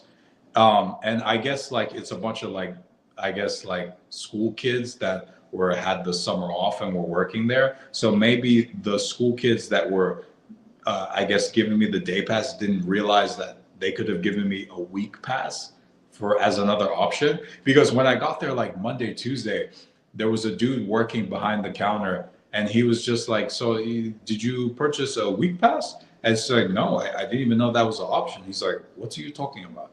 I was like, well, since I came Saturday, they've only charged me for a day pass. He's like, what? Like, he was confused. Like, why did they do that? He's like, I don't know. He's like, no. You should do the week pass so that you can save money. It's only $30. I was like, oh, yeah, that makes so much more sense than paying 9 days, $9 every day. And she's like, yeah, let me fix that for you. So he took my picture, got my information, fixed it up. And he even showed me on the phone, like, there's the gym app that they have. Sats has its own app that you can download. And then the pass that you buy, the guest pass, it's activated on the app. So you pull out the barcode on the app, you scan it at the gate opens, you just go through the gym. Simple as that. Oh. Yeah. So that was really nice of him to kind of explain to me how it works. Yeah. Yeah, that's a good reminder. I'm gonna have to get ask for a week pass when I go down south. All right, so you go to the gym. Mm-hmm. I'm assuming the night ends, or do you go out? So went to the gym, walked around. So this is Wednesday. And then I was supposed to, what did I do Wednesday? Yeah, Wednesday I just kind of walked around. Wednesday was pretty chill. Yeah. And then I just kind of like walked around the different bars and stuff, but it wasn't really that active. But I know there's some specific bars where people will go out, especially during the summertime, like the college kids, university kids, they're on break. But a lot of kids will also travel during the summer too, because they don't want to be stuck in Denmark. So a lot of Danish people in general will leave during the summer. So during the summer, you might run into more tourists than Danish people, but there's still a bunch of Danish people that are still around. But yeah, so Wednesday was pretty chill. Like, I didn't really get up too much. But then Thursday was when I met up with another Danish chick. And she was very interesting too. She had her own little story. But we met at a bar. It was called Proud Mary. Yeah, it was called Proud Mary Bar. Yeah. And this was like in the evening time. So I actually had met up with another Danish chick in the afternoon for like a drink at another bar in Osterbro. That's another neighborhood in Copenhagen. And then I met up with the other Danish chick at Proud Mary later in the evening. And she actually was going to bring her friend because apparently her friend lives in Copenhagen. But this Danish girl, which I didn't even know, didn't actually live in the city. She lived like 30 minutes outside the city. So she literally actually had to take a train to meet me in the city. But she never shared with me that she lived outside the city. So I just assumed she lived in the city.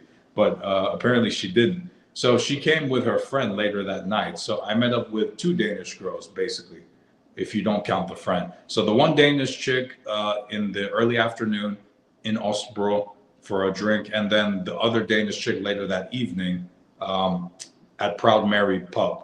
Proud Mary Pub's a good place too. Yeah, they have a little dance area, and you know the drinks are pretty not crazy expensive. Once you get to the clubs, though, drinks can get very expensive. Mm-hmm. Yeah. Oh, okay. All right. So, did any of them come back home with you? No. And I have some stories about what happened. Yeah. So the first Danish chick I met for a drink earlier in the afternoon, we were talking and I noticed more and more she didn't really speak good English.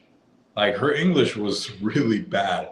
And I kind of felt sorry for her because like I don't speak Danish. So like it kind of had to force her to practice her English.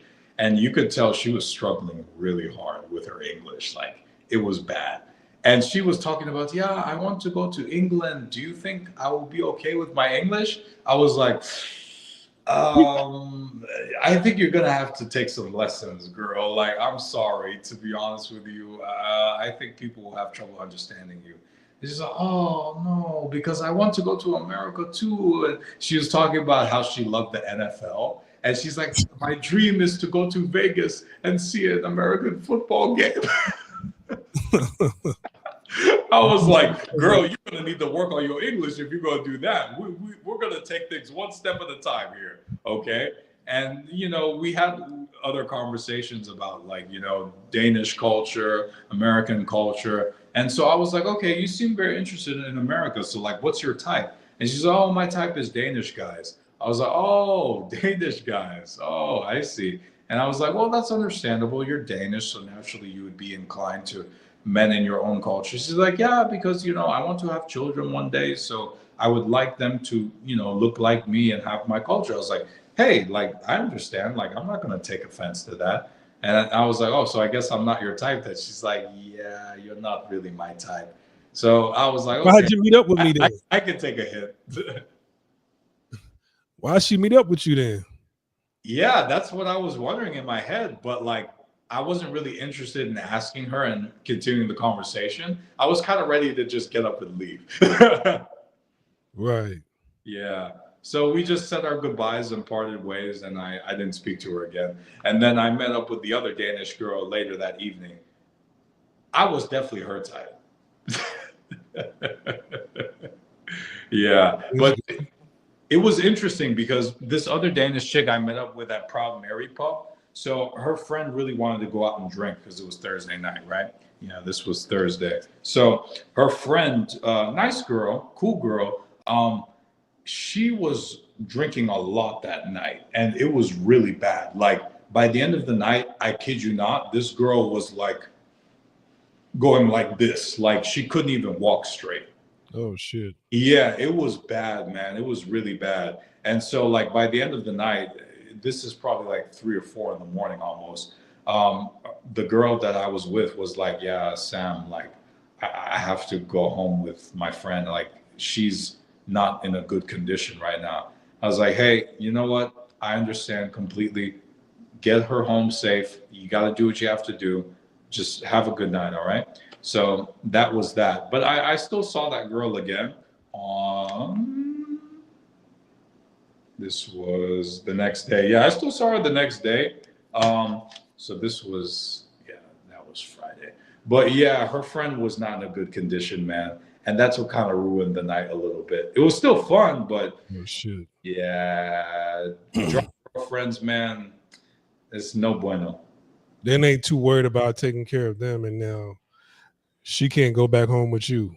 Exactly. I also learned a little bit of history about the friend because the girl explained to me like, my friend, she wasn't always like this. I was like, well, what do you mean? And she said, oh, she was kind of spoiled and her family's rich and they kind of just send her money. So she just kind of just spends that money frivolously and just gets wasted. And she used to have a big problem with narcotics, but now she's improving on that. But yeah, she likes to party, man. She really likes to party. Wow. Yeah.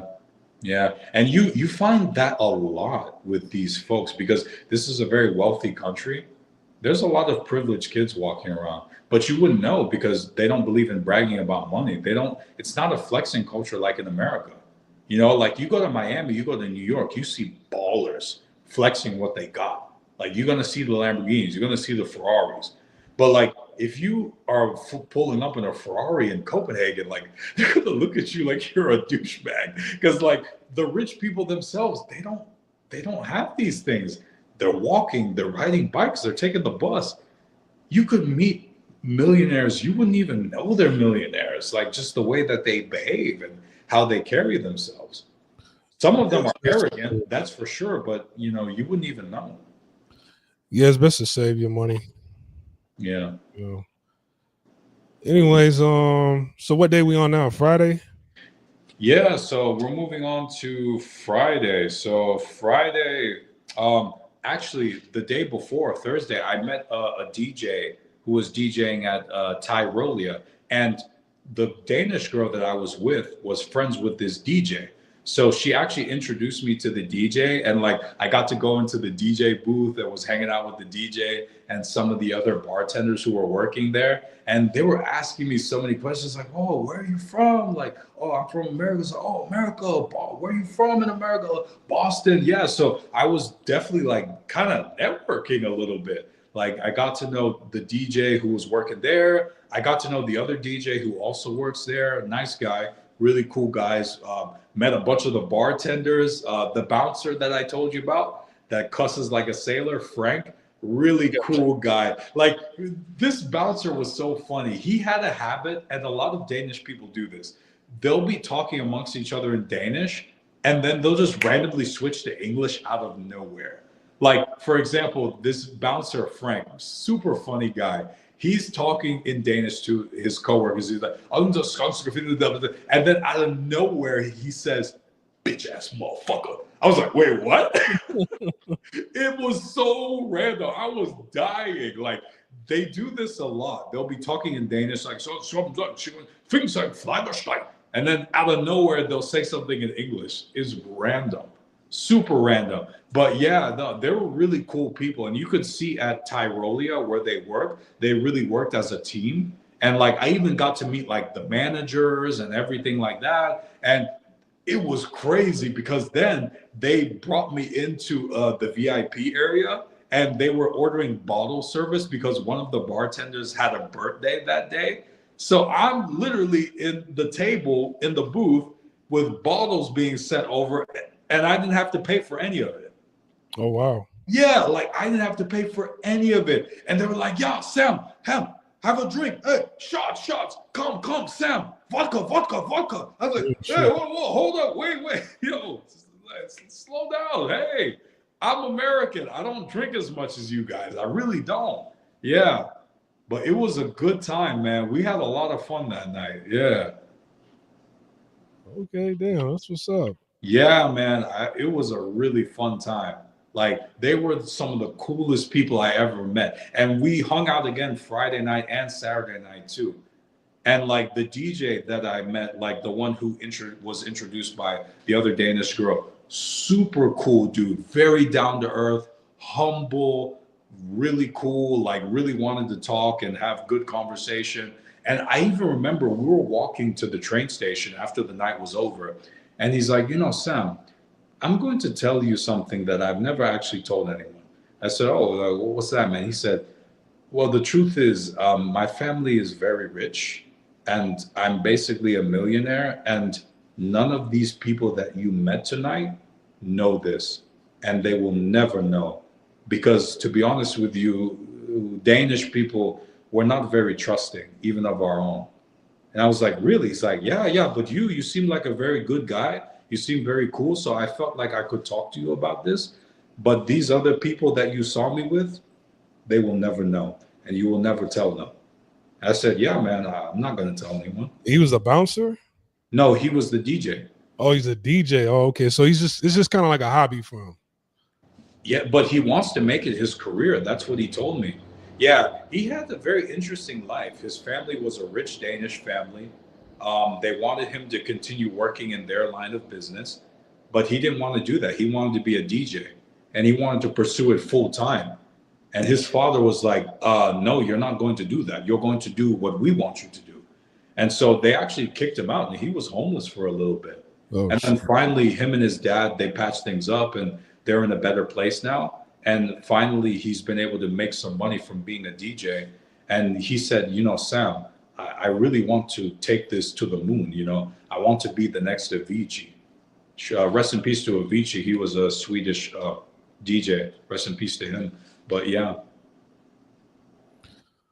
Oh, okay. That's what's up. Did you speak to any ladies that night?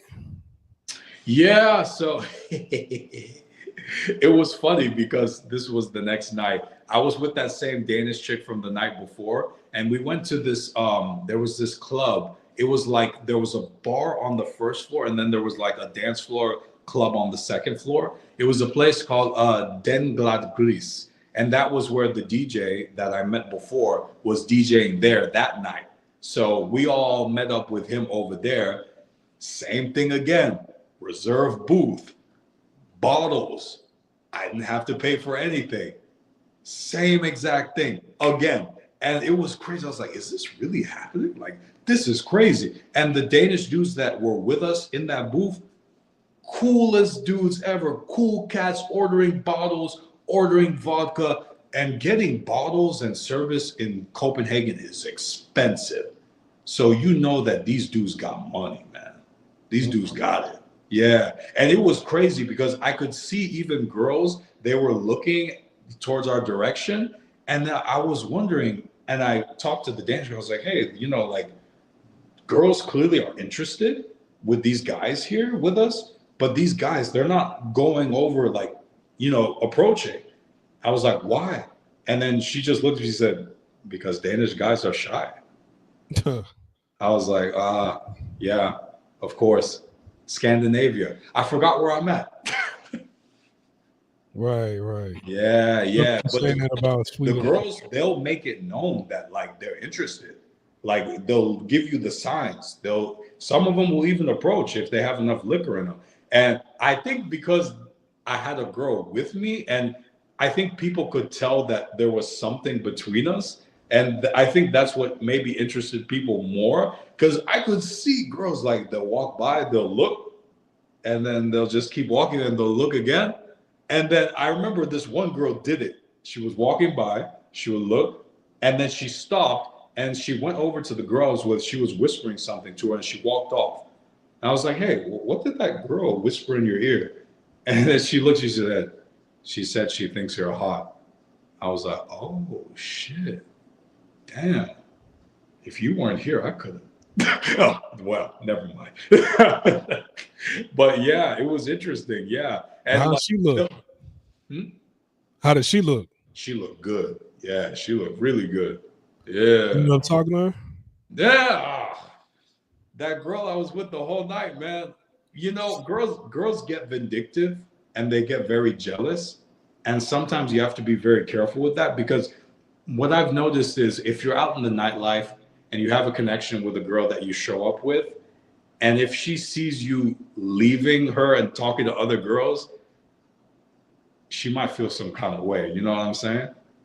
So that's risky. But sometimes you can use that jealousy to your advantage, because deep down, I think most women kind of want men that other women want. They just won't admit it to themselves.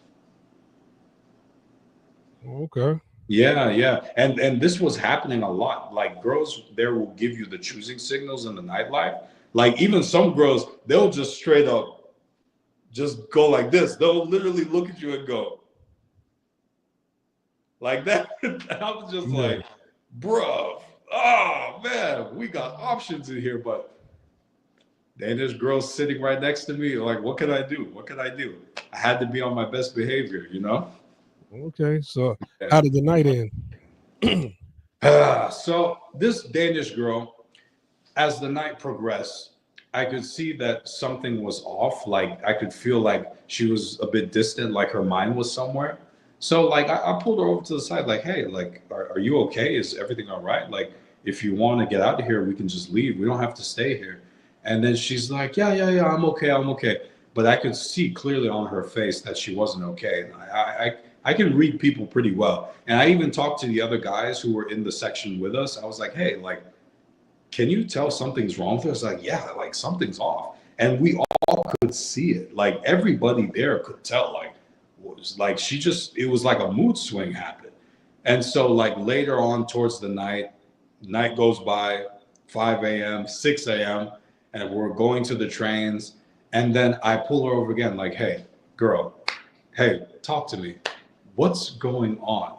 Because we were having a great night, and then suddenly it seemed like something went wrong. And everybody who was with us could tell that something was wrong. And she's like, yeah, you know, Sam, I've been struggling with mental health issues for a while. Damn. I've been struggling with mood swings. I've been struggling with depression. And I have a lot of family problems that's going on in my life. And, you know, I was having a great time with you, but I think, you know, because I'm still struggling with these things, sometimes my mood just changes and I can't control it. And I feel really terrible because you were so nice to me and we were really enjoying ourselves. And I really do like you. But you know, my mind just went somewhere else and I just wasn't feeling things, you know, at that point. And I was just like, all right, well, here, tell you what, it's 6 a.m. in the morning. I know you want to be by yourself right now. Let me at least walk you to the train station and then we'll just go our separate ways from there. She's like, yeah, let's walk together.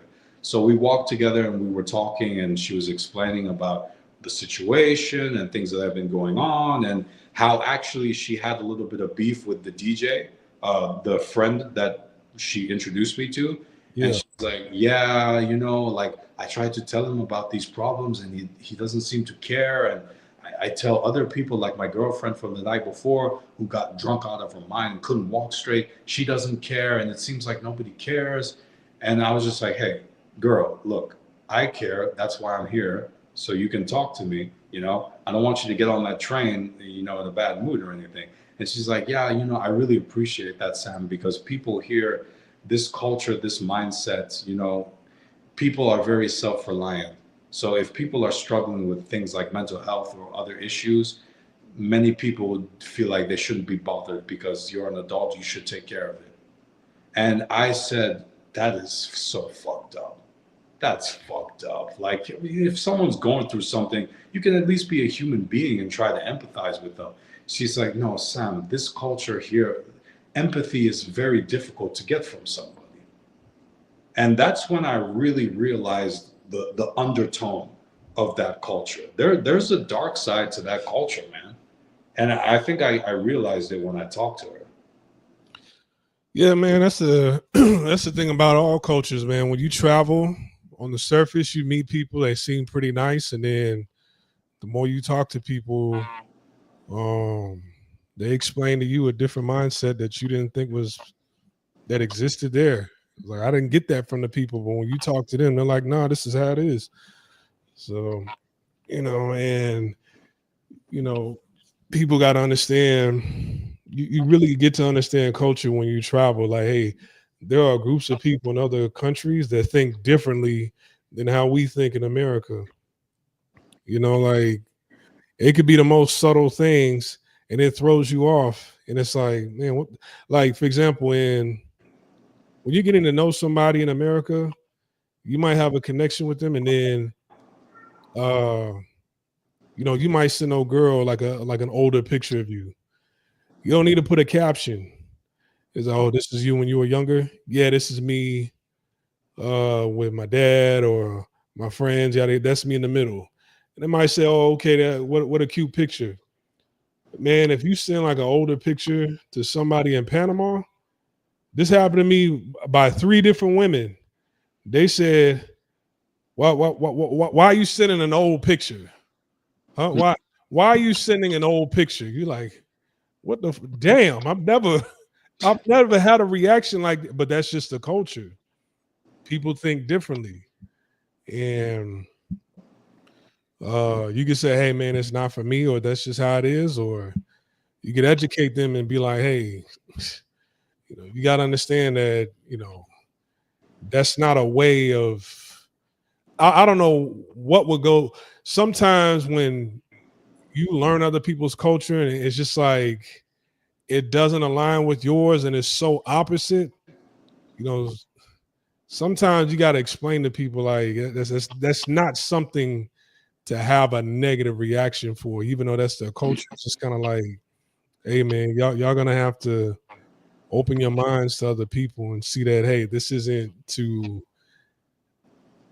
shouldn't get a negative reaction because of that. But that's just how it is. Yeah. That's just how it is. And you know, it's crazy because like the experiences I had, like meeting these DJs, getting cool with these bouncers, going out with these bartenders after they finish their shift and they still want to go out and drink and they change their clothes and they're ready to party. Like the girl was telling me, like, Sam, you got an experience with Danish people that many people would never get. And you got it in 1 week. This is very uncommon because it's very difficult to make friends in Denmark. And Right. I've noticed this in other Scandinavian countries too, because they're so closed off and because they stay in their own bubbles and they keep their own friends from childhood. They can't be bothered to be making new friends because for them, they see, I already have my friends. Why do I need to make new friends? Even if they are social in the nightlife, they're not going to really touch base with people who they have contact information with, like, oh, well, yeah, let's hang out and get a coffee and like let's chill and get to know each other and be friends. No, no, this is not the culture over there. This is not the way they think. For them, it's like I have my friends, I have my space, I have my family. I don't need anyone else, and anything else will be superficial. So why should I be bothered with that? Right. Yeah, this is how they think, and like this is what she told me. And when I thought about it, I was like, she's absolutely right. Like I did get an experience that many folks wouldn't get because in their culture they're so closed off, and trying to break that bubble is not easy. Right. Right. Okay. So that was Friday or Saturday. That was Friday, yeah. So what happened Saturday?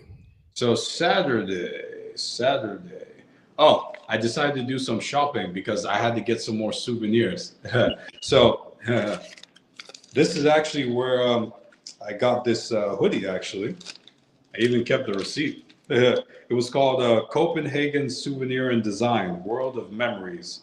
So that was in the downtown area in Copenhagen, Copenhagen South. Yeah, the place where actually the same area where I got dinner with that first Danish girl at that traditional Danish restaurant.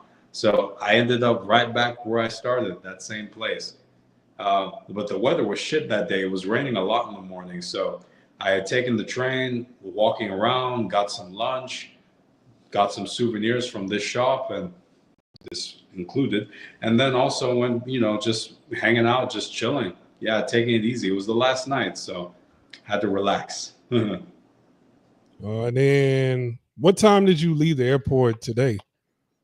I Or left the airport was your flight? today. It was over there. It was about maybe 1:40, 1:45. Yeah. In the morning? No, in the afternoon. The afternoon? Okay. Yeah. But we're 6 hours behind them on the East Coast. So So I guess from Saturday and Sunday you didn't meet up with anybody else. there was actually another Danish chick that actually, gracious enough of her, got me into Seppavillon, the nightclub that I mentioned before. Seppavillon. Apparently, there was some kind of influencer party going on, and she knew this guy who was like, I guess he's kind of popular in Denmark. He's like a TV personality, and he was having a birthday bash at Seppavillon, the nightclub. So he was having the dinner there, and then they were going to hit the club portion later. And so she said, "Hey, if you want, I can get you on the guest list so you can get in for free." I was like, "Really?" She's like, "Yeah, yeah, I'll get you in for free." And she did what she said she would do. She got me on the guest list. There was an open bar, got in for free. Okay. Open bar closed, went to the club portion. That's when all the other regular people poured in. And yeah, it was a pretty lit club. Yeah. Okay, nice.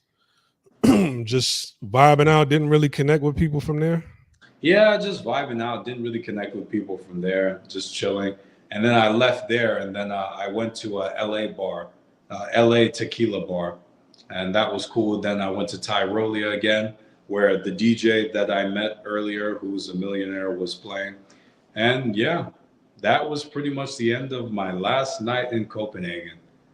So it was a good time. Yeah, it was a lot of fun. I wish I could have stayed longer, but got to come back. So. Out of all the Scandinavian countries you went to in that well, let's just say the European countries that you went to in that region. You went to Spain, you went to Iceland, you went to Sweden. Spain, yeah. How would you rank all four of those countries on your list? Where does Copenhagen lie at?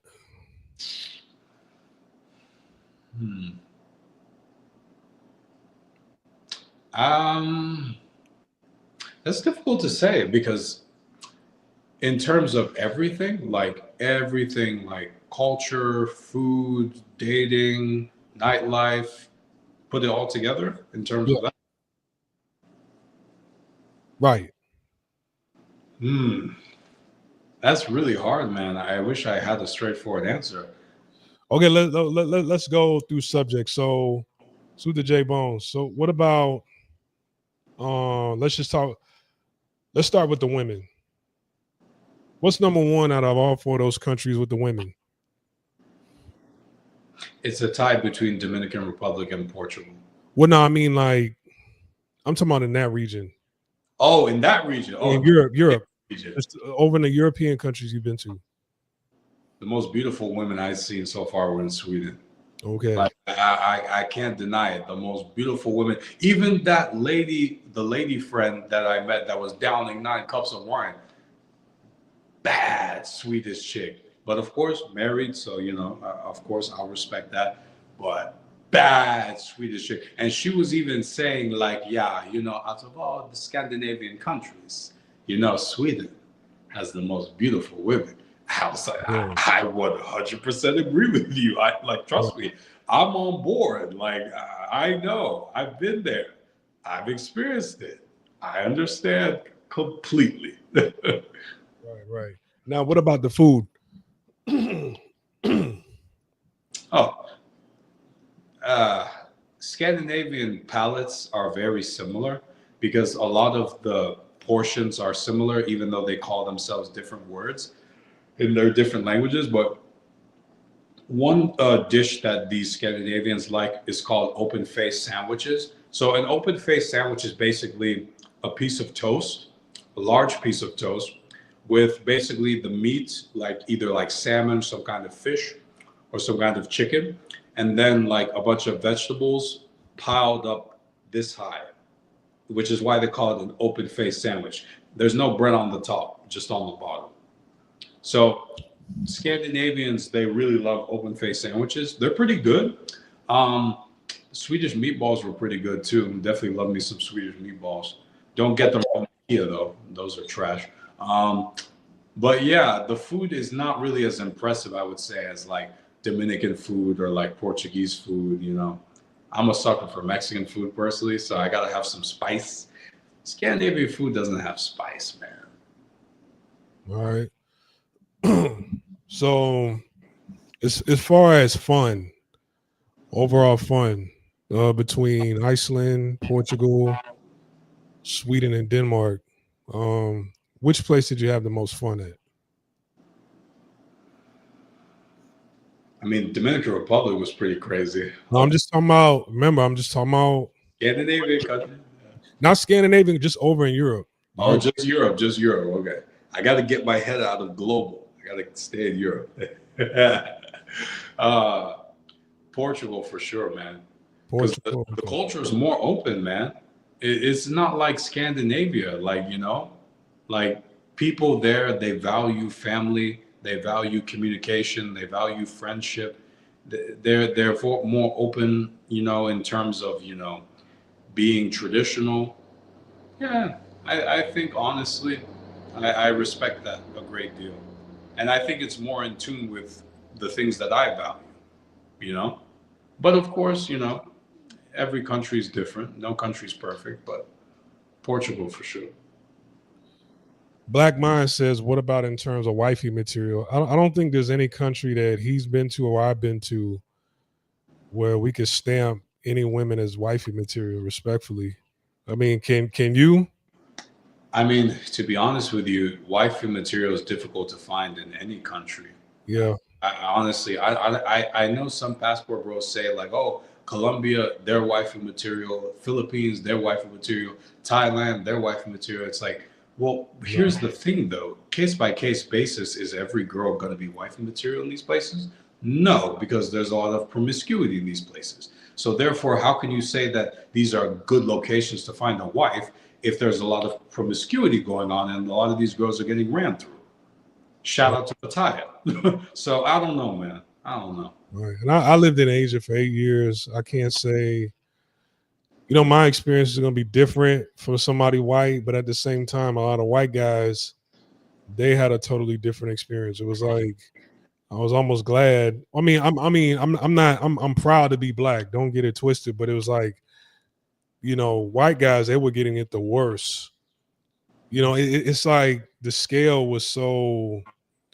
It was like one extreme to the next. Like a lot of white guys, they had it really, really good. A lot of white guys had it really, really bad over in places like Thailand. A lot of women, they play the long game with them. Been together for a long time, married for a long time. The husband goes out the country, goes back home for a little while, comes back, nothing's there. everything is gone. His car is gone. His motorcycle is gone. His safe is emptied out. All his money and his savings and his bank account is empty. I've seen that story many, many times.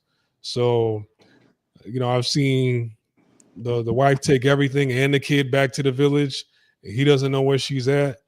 I've seen that many, many times. So, um, like you said, it's on a case by case basis, but in general, I can't really stamp anywhere as wifey material. I've seen crazy in every country. I've seen baby mama material in a lot of these countries where it's just like, okay, you get old girl, you have a kid, you're fruitful, you multiplied, and then you just kind of come back and visit every once in a while. Like I've seen that kind of material, but wifey material, I've never seen it. Mm. And the European region. I'm more of like the Canadian, Panama, Asia region. I've been all over Asia. Mm. I've seen guys get married here and there, but on a grand scale, where it's like, okay, the wives over here, nah, I can't say that. Hell, the local guys are going through a lot of shit with their women in these countries that I just named. Look at the the um the the infidelity rate is very high, especially in places like Thailand, and the fertility rate is very, very low in Mm. places like Thailand, Korea, China, India, Japan. Taiwan. It's very low. So that tells you where the state of where a lot of people's minds are nowadays in other countries. Yeah. So, but anyway, Sam, I appreciate you coming on. Do you have any final words for anybody? Just final words on Denmark, Copenhagen.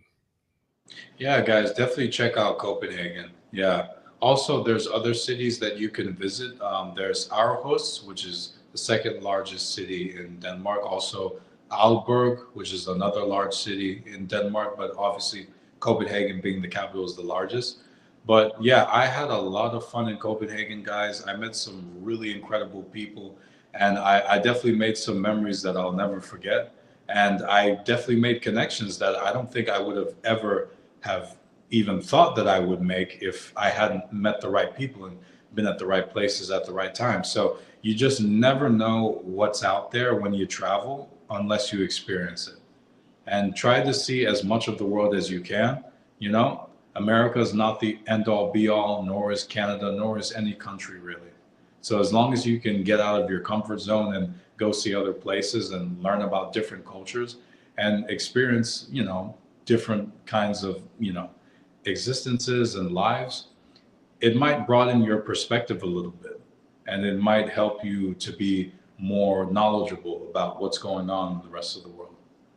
And especially for us brothers who are from America, I think broadening our knowledge is very good, because a lot of these Europeans think that we're very uneducated and we're not smart. And I'm not saying we have to go and prove them wrong, but I am saying that if they maybe met more people like us, I think their opinion would change, you know? Right, right. Man, like, you know, you bring up another good point about just, you know, uh, broadening your horizon, traveling, because, in America, we pretty much, we've been here all our lives. We pretty much know what's over here, where it's headed, and how it's been for a while. And you'd be surprised what you can gain from another country if you travel there. It's like, damn, okay, it's not perfect over here, but there's this element that's over here that's missing from over in this country. You know, especially with going out and having a good time and it being safe. That's something that certain countries that I go to that's missing from America. Like right now, you know, you go to some of these major cities, Houston, Dallas, Miami, uh, LA, or Philly, Boston, anywhere in Jersey. It's like, can you have a good time? Sure, but at the same time, You know, there are people who go out and they want to hurt people, Yeah. or they want to hurt somebody that they felt pain from, and they want retaliation. And it's like, you got to witness this at, you know, you got to witness this at a movie theater, at a club, at a bar, driving down the highway, you know. So sometimes, man, we just want to go someplace, have a good time, even if we don't hook up with nothing that night. Just have a good time, talk with some people Mhm. without worrying about, you know, that element of surprise. I mean, it can happen anywhere, don't get me wrong, but it's just, you know, the chances of that happening, they're a lot lower going to certain countries than some of the places that we were raised in. You know, I want to go someplace where, you know, motherfuckers ain't posted up wanting to hurt somebody to prove themselves to people that don't matter, you know. So um it's always good to travel and expand your mind, you Yeah. know. But anyways, Sam, I appreciate you for coming back on and blessing us with this information once again. You know, you're always more than welcome to come back on any single time, and not even just share information, but to just chop up game, even if you didn't travel someplace, you know, to chime in on the topics. So, you know, anytime, open invitation. Absolutely. Yeah. Always a pleasure coming on the channel, Splash. Also, for you guys, I hope I sold Denmark as much as I could. Everyone speaks perfect English there, guys, so you don't have to worry about learning Danish. But you'll have a good time, rest assured. So, once again, it's been a pleasure. Thank you so much for having me on. Man, I appreciate you. Everybody have a good night, and we'll be back on live tomorrow. So, you know, stay tuned for tomorrow and subscribe to the Patreon page. See you guys tomorrow. Have a good night. Peace.